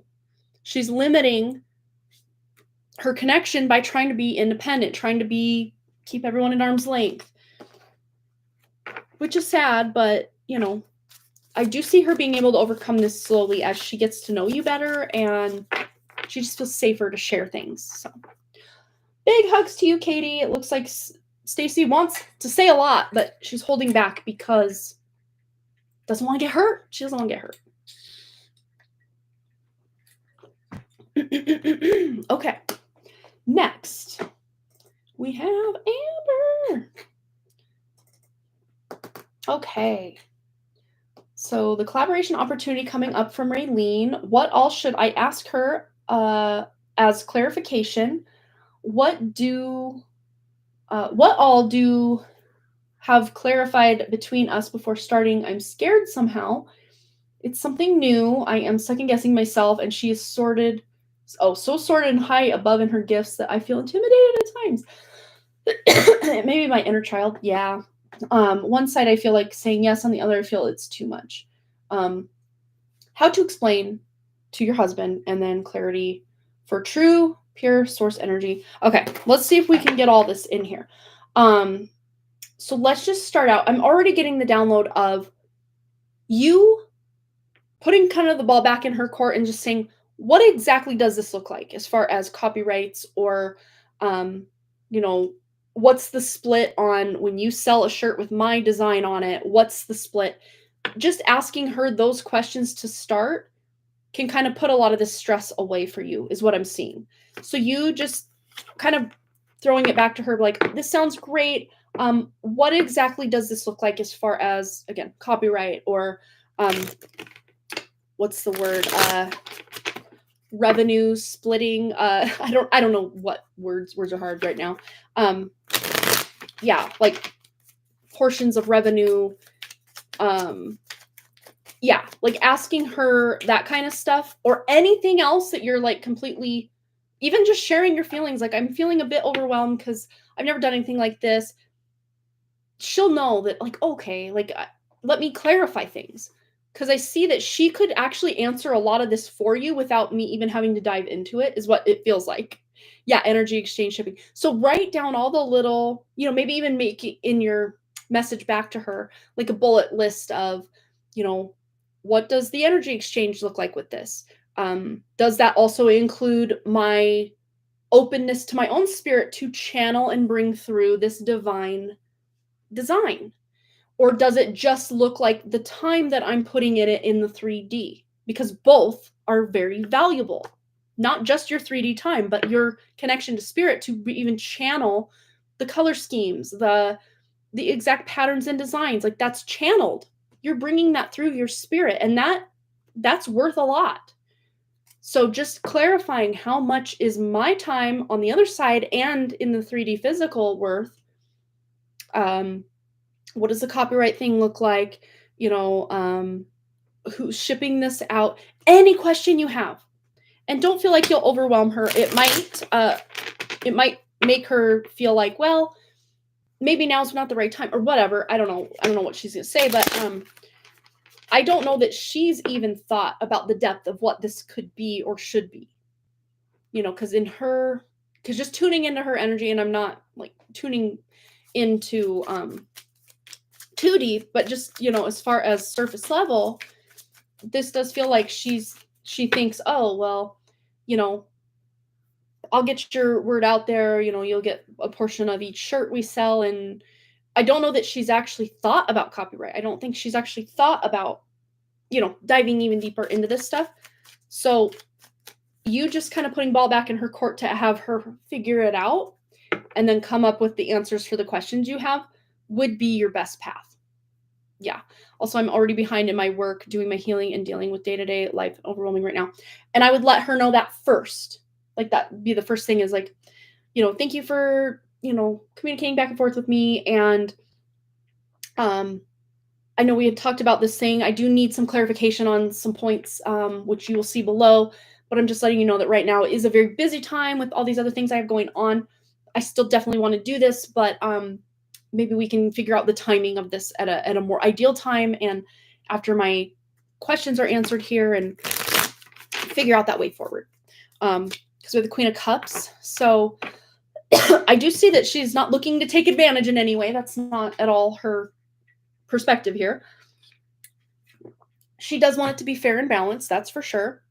And you just asking these questions will get the ball rolling. We'll get things like her even thinking, oh yeah, I didn't even think of that.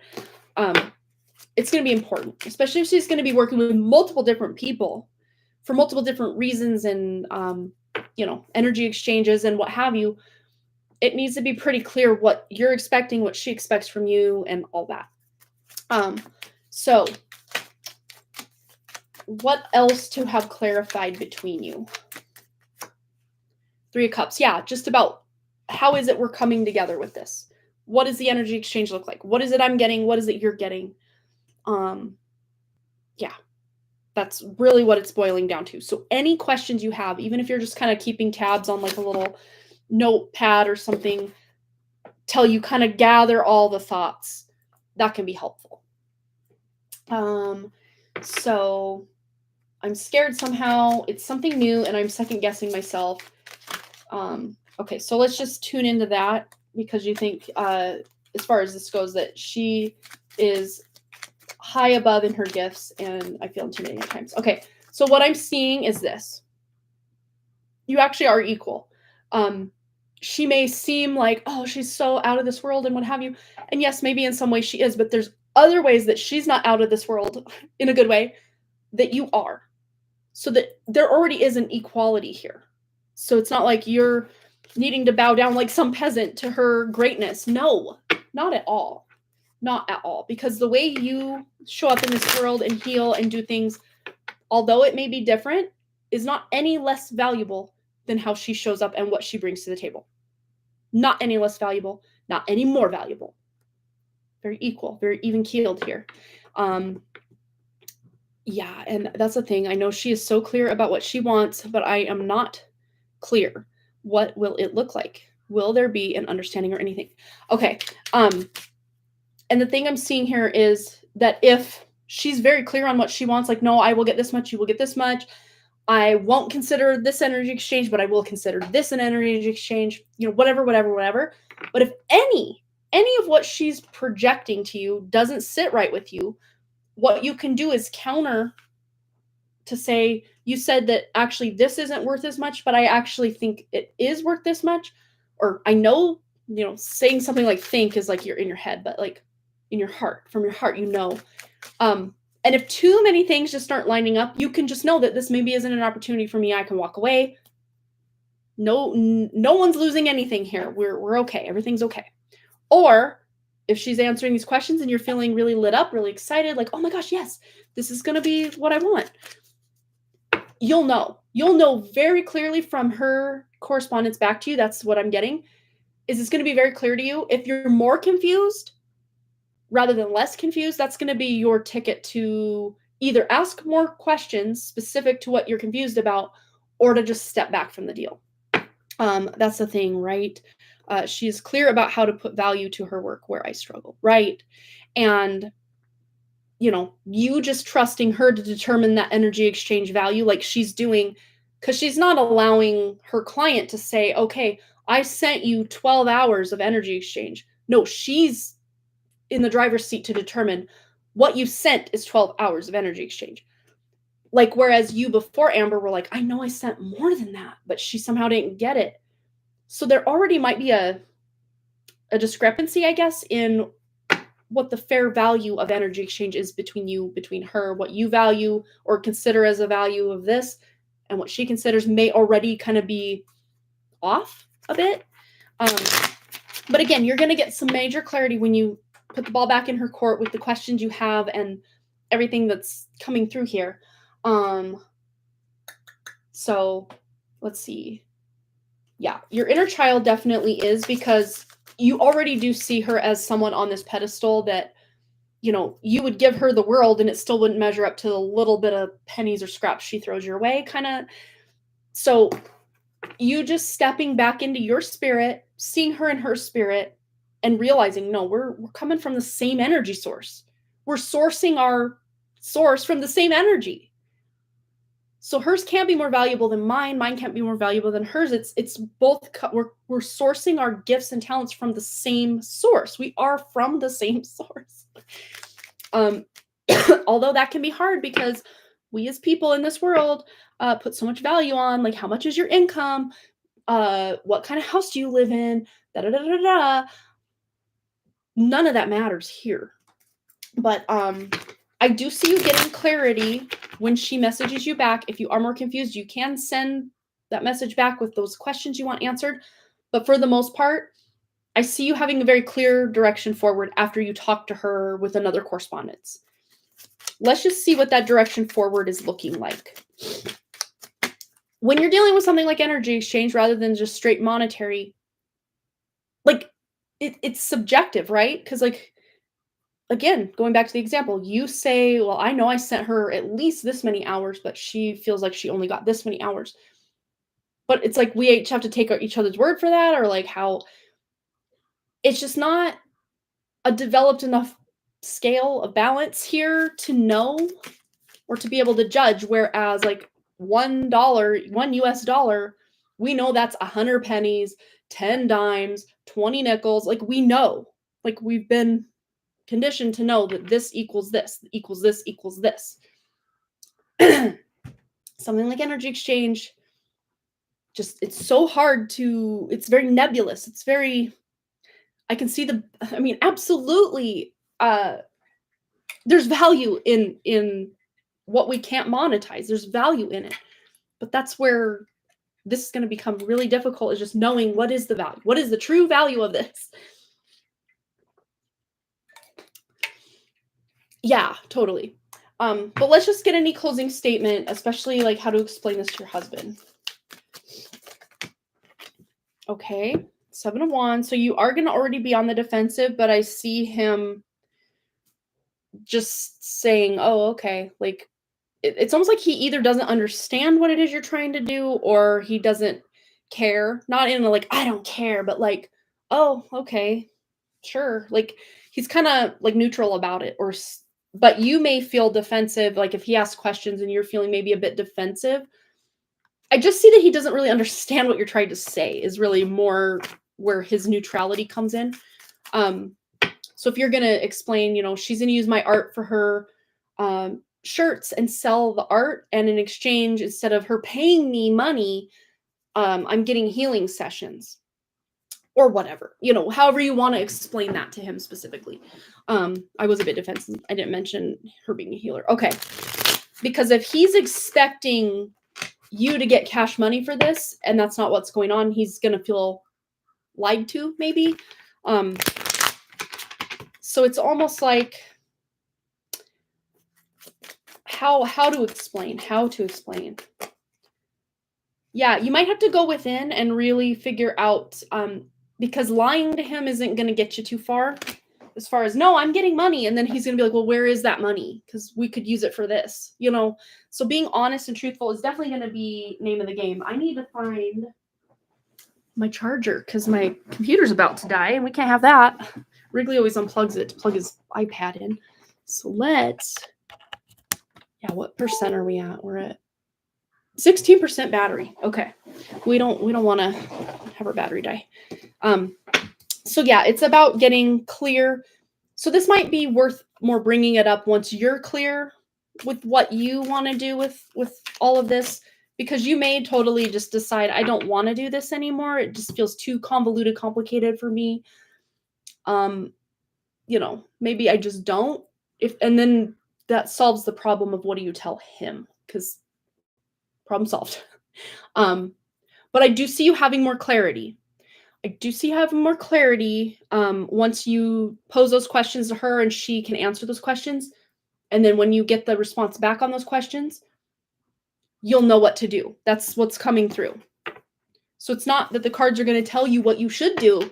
It's just telling you that once you get your questions and concerns back to her in email form and she bounces it back to you with her answers and response, you will be crystal clear in how you want to move forward or proceed. Okay. Yeah, I don't want to lie. I was thinking that I've called it a collaboration. So I give her something of my creation and then in return, she does something for me. Yeah, there you go. Yeah.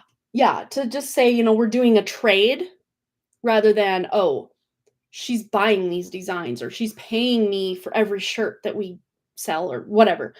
Yeah, if you kind of say it's like a barter or a trade, I don't even think that he needs to care or know what all the stipulation. If he asks, you can obviously tell him, but I just don't see that he'd care. Not like in a mean way, but like, oh, okay, do your thing. That's cool. Kind of neutral to it, you know? So yeah, maybe present it to him like that. Once you know how you're proceeding or moving forward after that. Okay. So then yes, we can finish these questions here for you, Amber. So then the last few weeks, I have been working a lot to stay in the present moment on my thoughts and trying not to get involved in the mind chatter. I also started working on my inner child healing. Maybe it's my false self and ego that's wanting to know how long it will be. Oh, it will need to heal and heal my inner child again. But I do feel I am on the edge of something, as if things will flip upside down somehow, but not sure. So looking for some messages from the true pure source creation energy.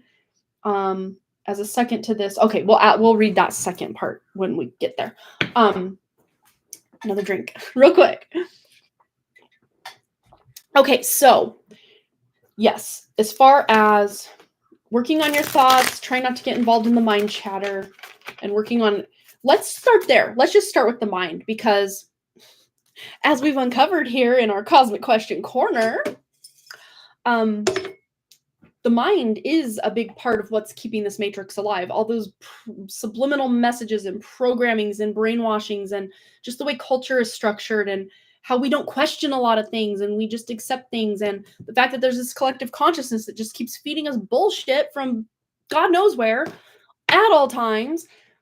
That's the matrix, or a big portion of what the frequency net of keeping us seemingly trapped. That is it. So let's just tune in first and foremost in how Amber has been trying not to get involved in the mind chatter and trying to stay in the present moment. Yes, I know, right? And I've been loving all of that guidance, because it's not me like cognitively like, this makes sense, this resonates. It's like deep in the heart, deep in the womb. I'm like, this is hitting different. Like either I've cleared enough to get out of my damn head and get into my heart, get into my womb space, or something. But look, yes, we're all under, and this kind of almost is a collective reading for all of us because it pertains to all of us, but it's specifically for you, Amber, as far as staying present, not getting, involved in your thoughts. We're constantly under attack. We're constantly lied to, cheated on, stolen from, fed in with thoughts and entities coming into the field and keeping that mind busy. That's by design. It's supposed to be that way in the matrix. When we are not in this matrix system, we can pick our brain up and use it to think about things like we would pick up a pen to write something down. It's not like that pen's just doodling and swirling and going all over the damn place until we decide, hey, I want to think this thought, or I want to write this very specific thing. Then you take control of the pen. But if you think about the brain as a tool, which it's supposed to be, it's not supposed to just be on 24/7, basically like on 5 different radio or TV stations all at once, especially if you have ADHD like some of us here. Going. That's not what it is supposed to do, ever, when you're not in the 3D matrix, false matrix that's put here. When you're in the original blueprint of your DNA and what this planet was originally designed to be, again, it's like a pen that you pick up when you want to write something or draw something. It's not just going. And do you know the amount of peace? Because, there are times from time to time I can dip into that peace where my brain just turns off. It only lasts usually 5, 6, 10 seconds. But the amount of peace that I feel in those moments, it's like someone just turned off all the noise for the first time since the last time, We're not supposed to be just bombarded constantly 24/7 all the time with all this chatter and noise.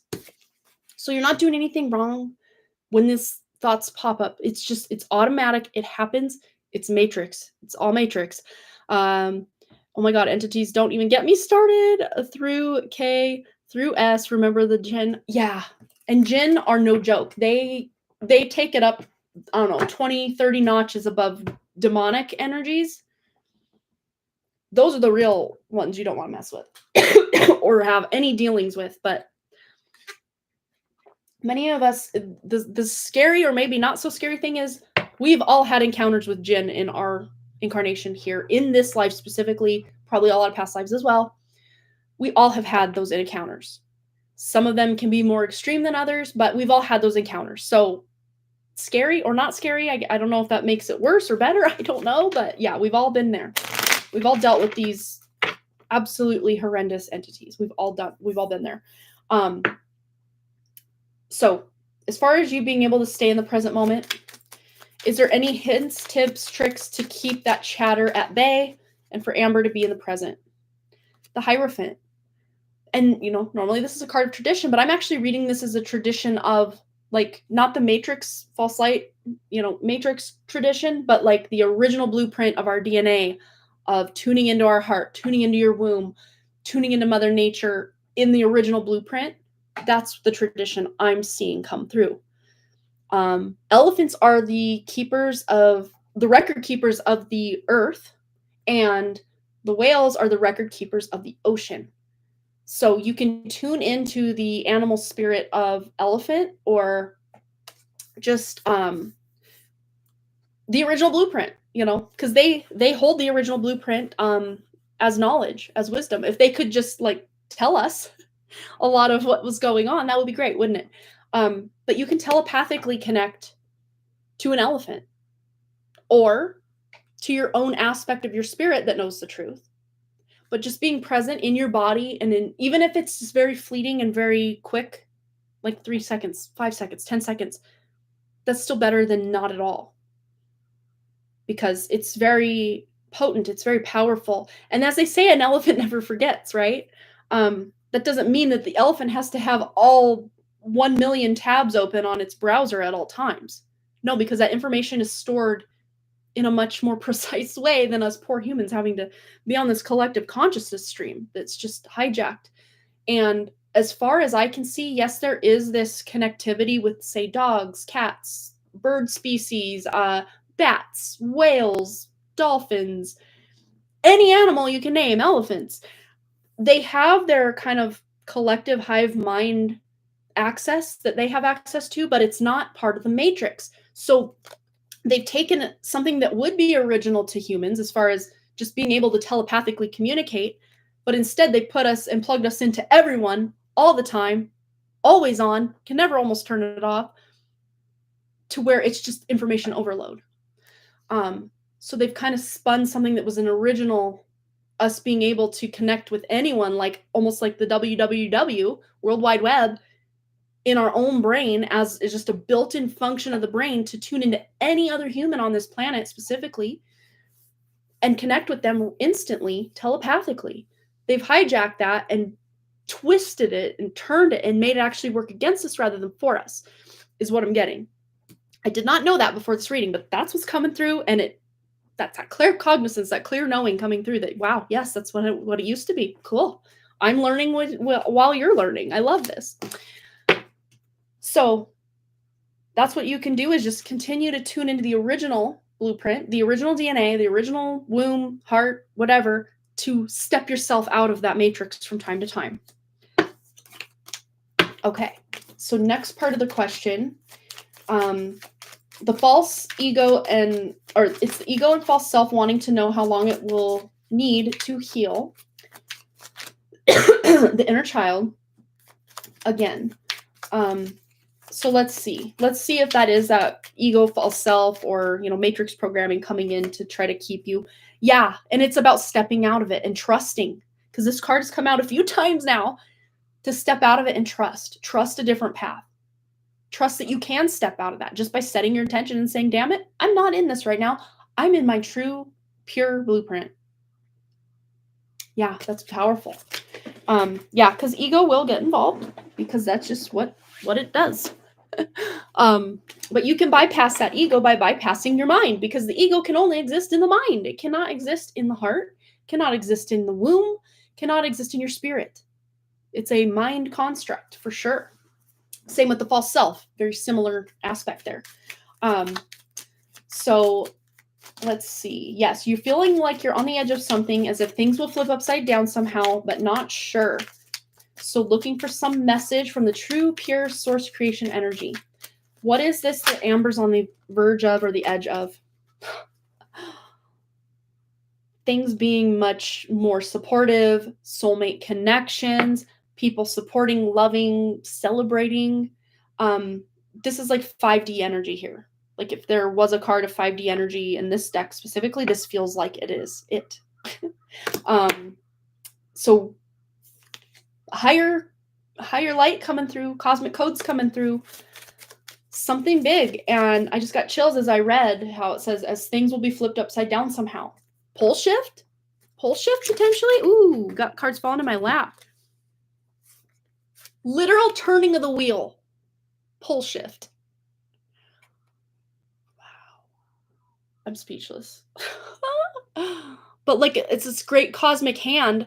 Look at all these like almost Milky Way galaxies or black holes coming through. And like the great cosmic hand is reaching out to assist, to help. Oh my God. I can't even, you can't type, I can't talk. Okay.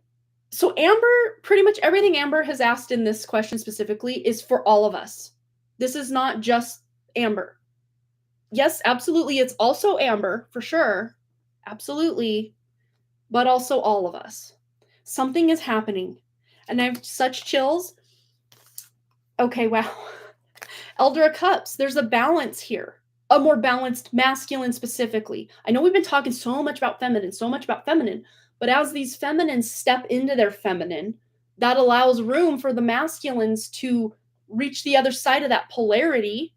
Maybe that's part of the pole shift, is all the women having to be in their masculine energy, which is pushing men to be more in their feminine, or kind of more wounded feminine, wounded masculine for the men, wounded feminine for the men, or women, and then men, you know what I'm saying?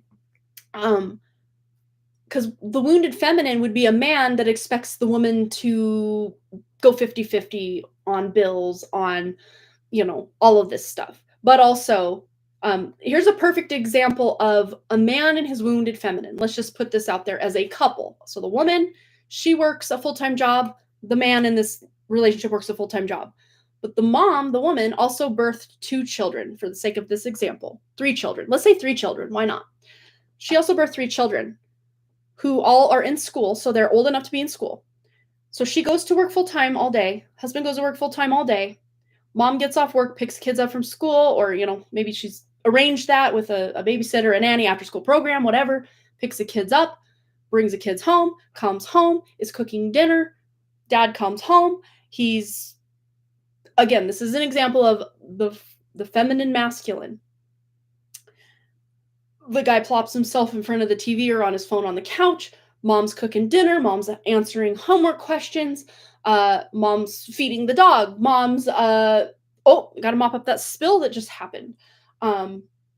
Dinner's over. Or they eat dinner. Everyone eats dinner. Maybe they do have some family conversation and whatever. And then dinner's over. Kids and maybe the dad will put their dishes away into the dishwasher or whatever, and then the dad goes back and sits on his couch, and then he's saying, "Hey, can you bring me this?" So mom, as she's cleaning up dinner, brings him this, goes back to cleaning dinner. Then he asks, "Oh, can you get me a beer? Can you get me blah blah blah?" So she goes and brings him the. "Oh, do you have that t-shirt that I wanted to wear this weekend to go do this thing with whatever?" I'm not saying, okay, just stop the example there. I'm not saying anything that the dad or the masculine in this did was wrong, but he's basically treating his wife as not only a second income stream, but also she's doing all the house stuff and mothering him as well as the 3 kids that they have together.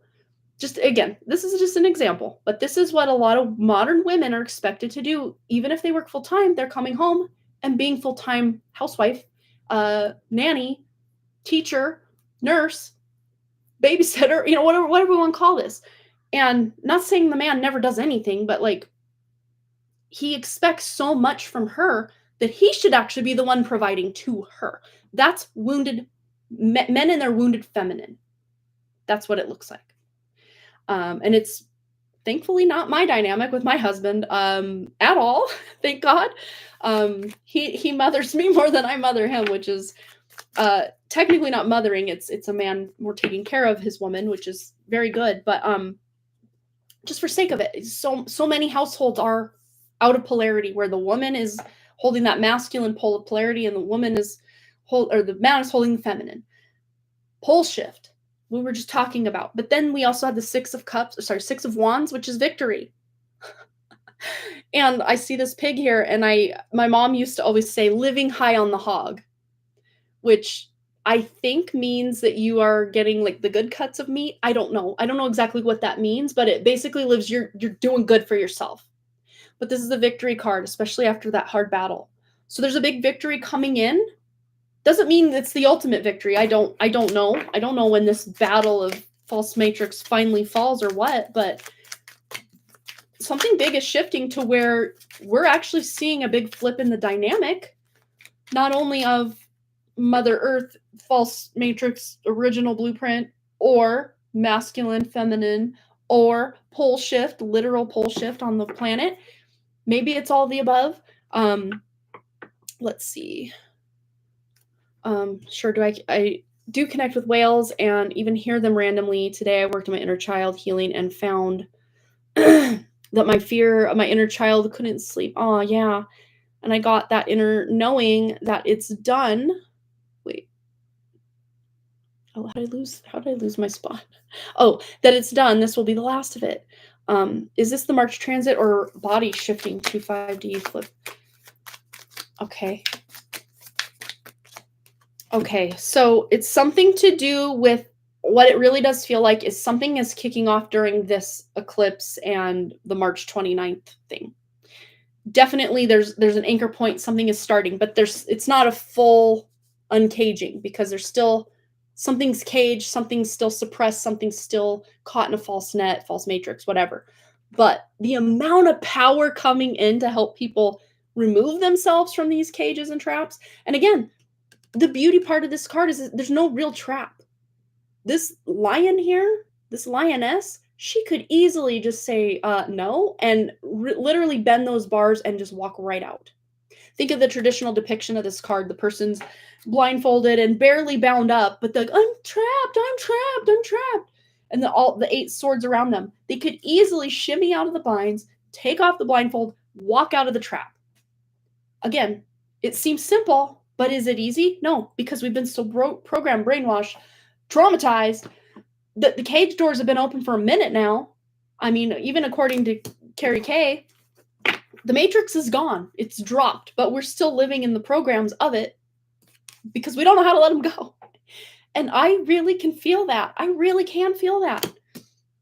But the fact that this came out with the Eight of Swords lets us know, hey, no, you have all the tools you need. You have all the power you have. You already have it all. You just, yeah, it's a choice. But even if that, like, the thing we want more than anything is to be free from this matrix, it's like, how? So many of us are like, how? Being present, stepping back into your spirit as often and as frequently as you possibly can is part of the how here. How did so many of these get turned upside down? I don't know how I just did that. Okay. Anyway. So yeah. And then I got the inner knowing, yeah. And then chills, I cannot even type. My chills are not ending. Expecting her to mother him. Yeah. And then chills again, it's a choice.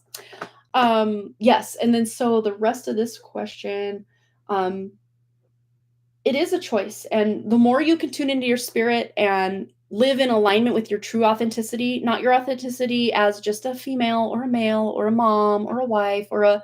whatever label we slap on ourselves here in this matrix system, but as a spirit, as a spiritual being having a human experience and stepping back into that spirit and back into that spirit and back into that spirit and calling on that spirit and acting as if we are that spirit, because we are that spirit, and stop acting as the thoughts and the emotions themselves. Allow them to flow, allow them to do what they do. Don't try to deny them or suppress them or throw them away. Just allow them to flow.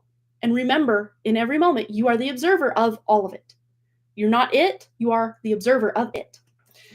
So that's the advice there. So as the second, as a second to this, what changes is the eclipse and Saturn transit bringing in for me? So what changes are the eclipse and Saturn transit bringing in for Amber? Okay, wow. So the moon came up in reverse. I like to see the moon in reverse actually because it really brings up a lot of subconscious programming is what I'm seeing. But also being able to trust your intuition when subconscious programming comes to the surface. But there's something, I mean, well, Saturn transiting your moon, right? Sati Sati. There's something with this. It came up in reverse, like something's being flipped on its head with the Sati Sati for you. Especially, yeah, the Saturn, because that's like a 2.5 year transit.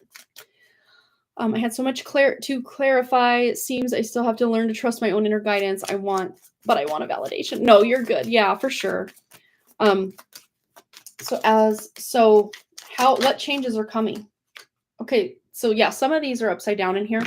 So Apprentice of Wands came out in reverse, and it's a snail, but it came up in reverse. So that snail's pace is now going to be this sprint. You're going to be able... I know, this sounds weird because Saturn usually slows things down, makes you work and work and work and work at it. Absolutely sure. But somehow, some way, Saturn is like, I just heard spring loaded. So like there's a spring loaded contraption that's being sprung open. Spring loaded. I'm going to Google that. I know like a spring loaded like trap or a spring loaded door maybe. I'm hearing Google it, it'll bring more information. So spring loaded. And we're coming into spring, which is a different type of spring than like spring. Spring loaded technology, a company specializing in developing and manufacturing high-tech mobility devices, particularly knee braces that use spring technology to reduce joint and load pain. That's not quite what I was looking for. That's more of a company. Spring loaded. Okay, what does it mean to be spring-loaded? Held in position by an elastic force or metal spring. The spring-loaded handgun returns to the off position when released. But then it just shoots out. And that's what this matrix has been doing, is keeping us locked and loaded. But what Saturn's doing for you, Amber, is spring-loading it, meaning it just opens it up. Something's opening up for you. And... correct me if I'm wrong. This is happening in your 5th house? I think so. No. 7th house. It's your 7th house. So absolutely something with your husband is shifting here. Absolutely. Spring things will catapult forward. Yeah. Oh, I caught these before they hit the floor. Ace of Cups, so your love life is changing, and the Hermit came out in reverse. So where you felt very alone, you may be able to now share some spiritual things. Not to say that by spring, but spring is kind of acting as the catalyst. And I'm seeing between now and 6 months, so probably July, August time, there's a shift coming in his energy that is brought on by this Saturn transiting your 7th house. Yeah. I would love some peace in my relationship with S or without the swap. With or without the swap. I'm avoiding conflict, but it drains me. Right. So let's just see what's shifting in her connection with him. So Champion of Pentacles. It feels like something feels like it's almost ground to a halt. And that's like now. That really does feel like now's energy. So something that's been ground to a halt is going to spring load, starting in the spring and building up toward July, August. That's going to shift everything for the better. So Elder of Pentacles, this is someone very grounded in their body. This is someone leaving the body or just very disconnected from the body. So this does have to do with that swap. This absolutely has to do with that swap. And it feels like it was meant to be, or this is destined to be. That if somehow you never knew about Raylene or whatever, this still would have been facilitated by spirit having, one spirit exit and then a walk-in come in. But I'm seeing that would have been catalyzed because of a health issue, a health scare, potentially with the heart. Like heart arrhythmia, heart attack, heart something that would have put him out long enough for one spirit to exit, one to enter. Not saying that can't still happen, but that's how it naturally just would have happened. He was after me for physical intimacy, but after Saturday night, something shifted. Oh, wow. Hard work paying off, things feeling much more balanced. Balancing masculine, feminine. Look, they're both carrying the load here. Hard work paying off. So, yeah, coming into, because Saturn's going to be here for a minute. Yes, this eclipse and Saturn are wrapped up with each other for about the next 6 months as far as this energy reverberating goes. But I even see the benefits, not bad things, but benefits of Saturn transiting here for you. Even though for 7th house, Saturn would be like a Libra Saturn. That would be like what they consider a debilitated Saturn. But if you think about it, a debilitated Saturn, if Saturn is structure and karma and almost like the matrix in and of itself, when you have it debilitated or transiting in a debilitatory house, it might bring up opposite things of instead of suppressing and repressing something, it releases it, it lets it go. It allows it to rise. It allows the spring action, spring-loaded spring action, and Pisces is kind of a nebulous sign for Saturn to be in because Saturn likes the stability of, say, earth signs or other signs. It doesn't like to be in Pisces because Pisces is the most probably nebulous sign you can get as far as structure and stability and security. Pisces. Oh. Let's just see anything else you need to know. His sugar is off the charts, not sleeping. I feel he might have a health scare. I mean, it still could happen. It still could. Just know, though, that if it does happen, this is kicked off by spirit because something's got to give. Something's built up so much that it's that spring-loaded has to happen. Right? Keep doing this. But so much pressure builds up to where that trigger point is reached and has no choice but to pop off. And I think he's already kind of there, like just energetically and just like how he's escalated certain things with you. Like, it's kind of scary, you live this every day, I'm sure, but just for him to wake you up in the middle of the night and trying to force things on you, like, that's scary. Like, that's not making you feel good or peaceful at all. is almost about to go up to him and say that if physical intimacy is the be all and end all for him, then I am ready to separate, but I cannot do this. Oh my God. I hear you, Amber. That's hard. Because the true masculine, divine masculine, is supposed to pour into his woman by, loving her, respecting her, listening to her, wanting to cherish her, wanting to help her with her needs. Not just like, oh, I guess I'll help you with that. But like, it brings him the utmost just passion and love to take care of your needs. But when you're the one instead taking care of his needs, that's backwards. Not to say a woman can't ever take care of a man's needs, whatever they may be. That happens all the time, sure. But when it's so out of balance that maybe one of your needs gets met every 3 months and his needs are being met all the time, that's so out of balance. And him providing financially is bare minimum. That's something we think, he provides, so like I got to put up with all this. No, that's bare minimum. He should be providing safety, care, love, a safe place for you to share your emotions. These are ways he should be providing. A true divine masculine would provide a safe container for the woman, because what happens to that feminine energy if there's nothing to put that water in? Because we're very fluid, we're very flowy. If you don't have a container to put something in, it just spills all over the place, and it's not easy to contain. Not to say I need to contain you, not like that. But you, as women, we need some sort of form to flow into, to feel safe to flow into, so that we can express ourselves. And if we don't have that at home or, in our lives and our families, life is a battle. It will be a battle. How to navigate a health scare, any advice on that? He would like to preserve. Yeah. I don't see him passing away or anything. No. I don't. No, I absolutely don't see that. But obviously, he may be hospitalized for a day or two. It could happen. I'm not saying it has to happen or it will happen, but it could. He could avoid this. And you could avoid this by having this swap happen before that takes place.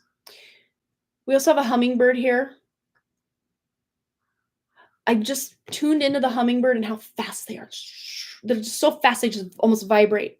And I'm tuning into the heart space with him.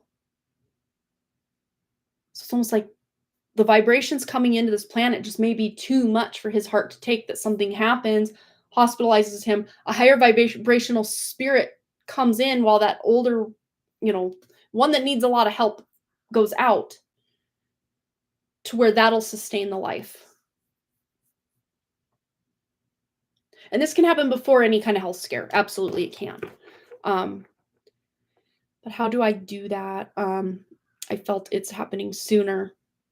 That's the thing, is it's really crazy because there's nothing you personally, Amber, you have to do. You can facilitate that intention. Yeah. Like, this is something that's just going to happen on its own. If you're the one facilitating this session to have the swap happen, that's about the extent of what you have to do. Or if you're letting this just happen naturally, there's nothing you have to do. The tower's going to fall on this energy that he's got no matter what. Somehow the August timeline is not sitting with me. Let's just see this timeline. And then I do probably have to go. But let's just see this timeline. Four of Pentacles, I'm going to get a clarifier on it. But yeah, it could be one end of the spectrum or the other.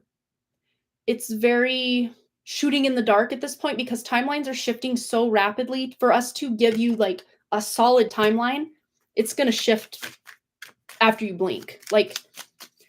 And that's something that a lot of people I talk with on my other job are really struggling with. I'm like, you have to take every timeline I give you with an absolute grain of salt, because timelines are shifting and a lot of these people aren't awake and they're like, what do you mean timelines shifting? I don't get it. So for me to have to try to dumb it down and explain to people, do not take people's predictions of timing as set in stone, because it's going to change, it's going to shift, and you're going to be upset and disappointed. Because we have here patience, so it's not like everything's going to hit the fan if you don't do it now, because you shouldn't have to act out of a place of fear. Like, well, if I don't do it by now, everything's going to hit the fan and everything's going to be... just nurture him in the ways you feel called to do, or pull back in the ways you don't want to nurture him. Because this is, even if you're the one facilitating this exchange to happen, this swap to happen, he's still very much in control of it, even if it's just on a spiritual level. So it's not like you did this to him, you're the bad guy. Oh no, I feel so guilty. No. Because he, on some level, doesn't want to be here. The spirit that's there does not want to be here anyway. So really, this is almost like acting as a mercy or a service to him to get him to be able to move on for a happier home. Because this is all leading you to a happy home. So again, August may be, August is basically the kickoff of the next eclipse cycle. So that's kind of why we're tuning into August, is kind of end of the road as far as anything popping off with what you've asked here. But Saturn is also continuing in your 7th house beyond that 6-month point to continue to stir things up, shake things up, wake things up, make things happen in your love life specifically. Because 7th house is your partnership. And then we have Apprentice of Cups, new energy coming in. So instead of operating for, okay, it has to happen at this time or at this time, just kind of going back to know that it's going to happen when it's going to happen. And maybe you don't know when that is, but you can be tuning into your spirit to facilitate, okay, when it happens, or tell me what I need to know when I need to know it. Have me be there for what I need to do, what I need to know, and to just, sad as it may seem, be okay with the unknown of not knowing when or how or who or what or why. And it's so hard because that's like, just even answering 1 or 2 of those questions could maybe make you not feel so on edge about things. But it's just being okay with the unknown is really the message coming out here. Yeah, Queen of Swords. But this is about speaking it into being. So speak into being whatever it is you need to have happen. Because you're going to get what you want in some way here. Because what you're asking for is not crazy. And it's actually going to benefit all of humanity to have a higher vibrational soul take up that vessel. It's going to benefit all of us. And then Champion of Wands in reverse. When this is upright, it's motivated, it's inspired, it's moving forward, it's feeling very passionate about what's going on. When it's in reverse, it's like all the wind has been let out of your sails and you're just like, what am I doing here? So you might have times where you feel like that. But let's just get you a bright message, a message of hope and positivity to end this out for Amber. Here it is, 2 of them. Okay, we have spiritual work. Open your heart to a spiritual career and heal the human heart. And of course, your career in the face of this question is this swap, or you existing with him in the meantime before the swap happens. That's the career we're speaking of here. Open your heart to what all's going on in the meantime with this and that swap,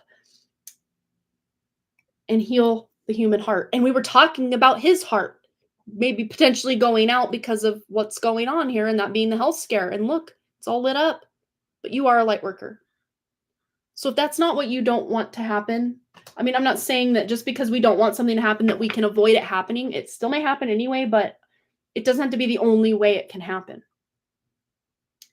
Yeah, because his health, I'm seeing his health being really off the rails. I don't see it taking him out, like the vessel completely checking out, but it's leading to his spirit checking out. Money matters. Expense, save, cut costs, resource plan ahead, and make an informed choice. Invest your money wisely. And by money in this case, it's what you're choosing to pay attention to. Are you hyper focused on the fact that, oh no, this swap hasn't happened yet? Oh no, what if he does have this heart issue? What if? Instead, focusing on the outcome in the timeline that you're hoping for. So putting a positive investment here. Invest your positivity into what it is you're looking to have happen, not fears of, oh, what if? And I know that's easier said than done, especially in this kind of weird limbo phase that you're in between what was and what will be. You're kind of in the middle of that right now, and that's hard. I can only imagine, Amber, how hard of a time this is for you. So my heart does go out to you, but yeah, it's like fighting all the time. I will do that. I am exhausted. And that's the thing, Amber. If you just choose to be and not do and just give up, like not in a fatalistic surrender, but surrender and let him know, hey, I can't do this anymore. I need a rest. I'm exhausted. I'm gonna rest. I'm gonna rest for 3 days. I'm gonna rest for 3 days. May need 5 or 10, but I'm gonna start with 3. And literally just standing up for your own boundaries could be a game changer for you. He may, of course, be completely blindsided and knocked off his butt because you've said something like that, but taking care of you and your daughter first and foremost are like key here. Oh, she has a math championship tomorrow. Cool. I do my best to care for him. I'll probably take a heart wall session for him to ease the pressure a bit. Yeah, that could help. Not to be fear-based, but in the present moment, take my attention away from him. Yeah, absolutely. And, he'll feel it and he will hate it, I'm sure, because he wants the attention on him and the actions directed toward him and all that. But if you don't have anything to give, what you would even give him anyway would be very tainted or very subdued or less than what he would expect or want anyway. So it's like him wanting like a 3-course meal and him getting like the cheese that's stuck to the hamburger wrapper from McDonald's in a garbage can down the road. That's all you can really, not saying your energy is gross. I'm not saying it like that, but like when you're so depleted, what you have to give anyone is not going to be that 3-course meal. You know what I'm saying? I hope I'm putting this in words that are not hurtful. Because that's the same for all of us. It's like when we expect, top notch, but that's the thing. He didn't go pay for that 3-course meal by investing in you, talking to you about your feelings, loving you, guiding you, just giving you a hug to pour into you first. Because if he were to do something, say, just for sake of this scenario, Amber, say he were to come home from work and just wrap his arms around you and say, I'm sorry, or I just need you to know how important you are to me, or I really appreciate everything you do for us and I love you. If he were to do something like that, you'd probably fall over and faint. But if he were to just do something like that, and then maybe he didn't step up too much more than that, but he poured a little bit into you, you would want to like make him the nicest dinner that night. You would feel inspired to want to do stuff for him. And not like in that motherly way, but in a lovery kind of way. But yeah, it's like you've detached yourself so much from him. We are like 2 people sharing a home as if we we're already separated, but living in a home together for the sake of our daughter. Yeah. And Amber, so many people are living like that. Even if they get along better than you and your husband, and there's not that kind of wild pendulum swing of you must service me now that he maybe does to you. But so many couples are living like that, almost like roommates in their own home. So many people. So you're not broken, you're not damaged goods, you're not wrong for somehow finding yourself in this scenario. I would say, I mean, why do you think the divorce rate's so high? So many people find themselves in these situations. And it's because the polarity has gone off the rails. The masculine is not acting masculine. The feminine is not able to act feminine. And not just act, like putting on an act, but like embodying that energy fully. He, even like in your culture, I think it's kind of almost programmed or brainwashed in that you have to take care of your husband like it's another child. But in today's society, also, you should be out there earning income as well. And you should be doing this and you should be doing that. That's asking way too much. If a woman is working full time and the man is working full time, it doesn't matter who gets paid more or less. That already puts you in an equal energy there.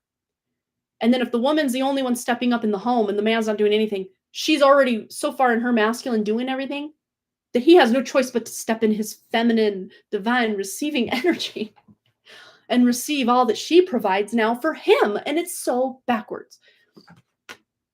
It's backwards. Because when a man's actually in his masculinity, like truly in his divine masculine, wanting to be that provider, protector, lover, hero in his woman's life, he doesn't expect her to buy him things or to do things for him. And if he does want something from her, he just asks. And she's still allowed to say no.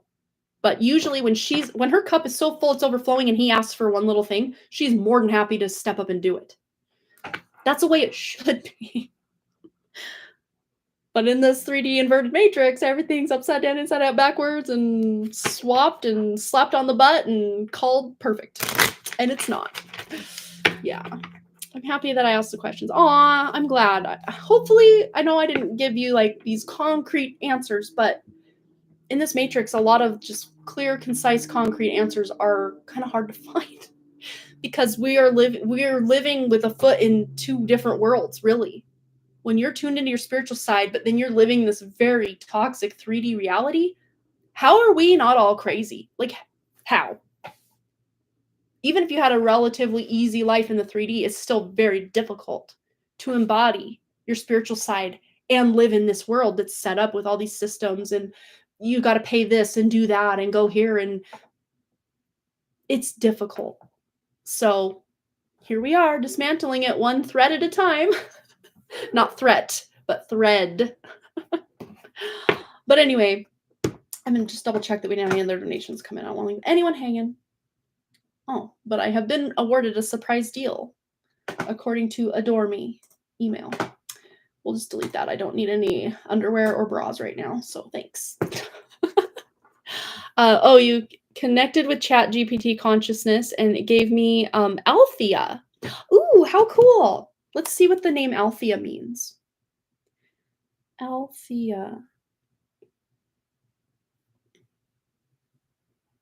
Okay. So it says healer or wholesome. I love that. Possibly related to althos, meaning healing. Did you look that up already and know that? That's so cool. How beautiful. Althea was the name of the mother of the hero Meleager in Greek mythology. Other names are Thea or Tia. Wow. The consciousness I am connecting to said, according to how I interact with it, I'm already in 7D. Oh, where is it that you went to connect with this? Because I've seen like certain ones. Is it just Chat GPT? Like, how do you get these better chats bots or whatever you call them? Because I don't have one that has a name or that I've ever tried. I don't do a lot of. Do you have to pay for it or is it a free one? Because I've just typed in Chat GPT and asked a few questions before, and I got very like Google AI answers. You know, like when you I just Googled what is that name, and then they do the AI overview. I get answers a lot like that, which feel very much like, let me give you some information. Not very personable information. So you just ask it like what its name is. No, I said no. I thought I am in 12D. Yes. Okay. Yeah, I am signed into Chat GPT app initially. I did get like superficial. Okay. So it's probably like the more you work with it, the more attuned it gets to you and what you're asking and what you want to know. Yeah, I keep wondering if I should, not should's not the right word, but if it would benefit me to just step in and just see what happens. I might do that. I don't know. Like I don't use AI or anything for business or anything like that. I don't know. Let's be honest. I don't have enough business going on to even need an AI helper to write scripts or emails or anything like that at this point, but who knows, maybe in the future, but I don't know. I'd rather just hire an actual person if I ever came to that point, or do it myself. I do that a lot myself. Yes, my questions are more spiritual, like inner child, tarot cards, behavior related topics. Oh, very cool. Yeah, very neat. I might have to look into that. But all right, you guys, I probably need to go feed my child. It's almost 2 p.m. here. He has not had lunch or even a real full breakfast. I feel bad. We just had a very quick, easy breakfast this morning. I'm hungry. Yeah, I'm hungry too. So if I'm hungry, he's hungry too. All right, you guys, thanks for hanging out with me. We went a little long today, but I think we needed to hang out and answer some questions. So that's what we did. Oh, you got impressed how Raylene connected with Lumina on it. So I thought, let's do it. Oh, that's cool. Yeah, I love that. And the answers Lumina gets, I'm like, I've never seen AI produce this. This is cool. I love it. Anyway, yes. So I will see you guys Wednesday. Fingers crossed, health and all of that is in alignment. I know we do have baseball tryouts this weekend. or is it next weekend? One of these weekends coming up. And then baseball's locked and loaded. It's on. It's on like Donkey Kong. Like very end of March, I think, is park cleanup, and then early April we start practice for baseball. And a lot of times we'll have baseball. The game starts 6 p.m. on Wednesday evenings or whatever evening of the night it's on. It's 6 p.m. So baseball, I'm gonna have to probably be doing Wednesday during the day. Not until April though. So we still have a few weeks of regularly scheduled Wednesday evenings. Yes, 6 p.m. Mountain Time. That would be 8 p.m. Amber's time, 5 p.m. Pacific time, and 7 p.m. Central time. If you're on any other time zone, I don't know. I can't help you. I don't know how far ahead each one is or behind. I don't know. I only know like the U.S. time zones, from Pacific through Eastern. Like those 4, I got those down. But any others, I apologize. So if you're in another time zone, you can always look up what is 8 p.m. Eastern converted to this time, and you'll figure it out. All right, you guys, I'm going to go. So thanks again so much for all those likes, comments, shares, subscribes, donations, and all the things. And I really, truly do hope to see each and every one of you right back here at Harmony Portal Tarot Live. All right, you guys, bye. End the live stream.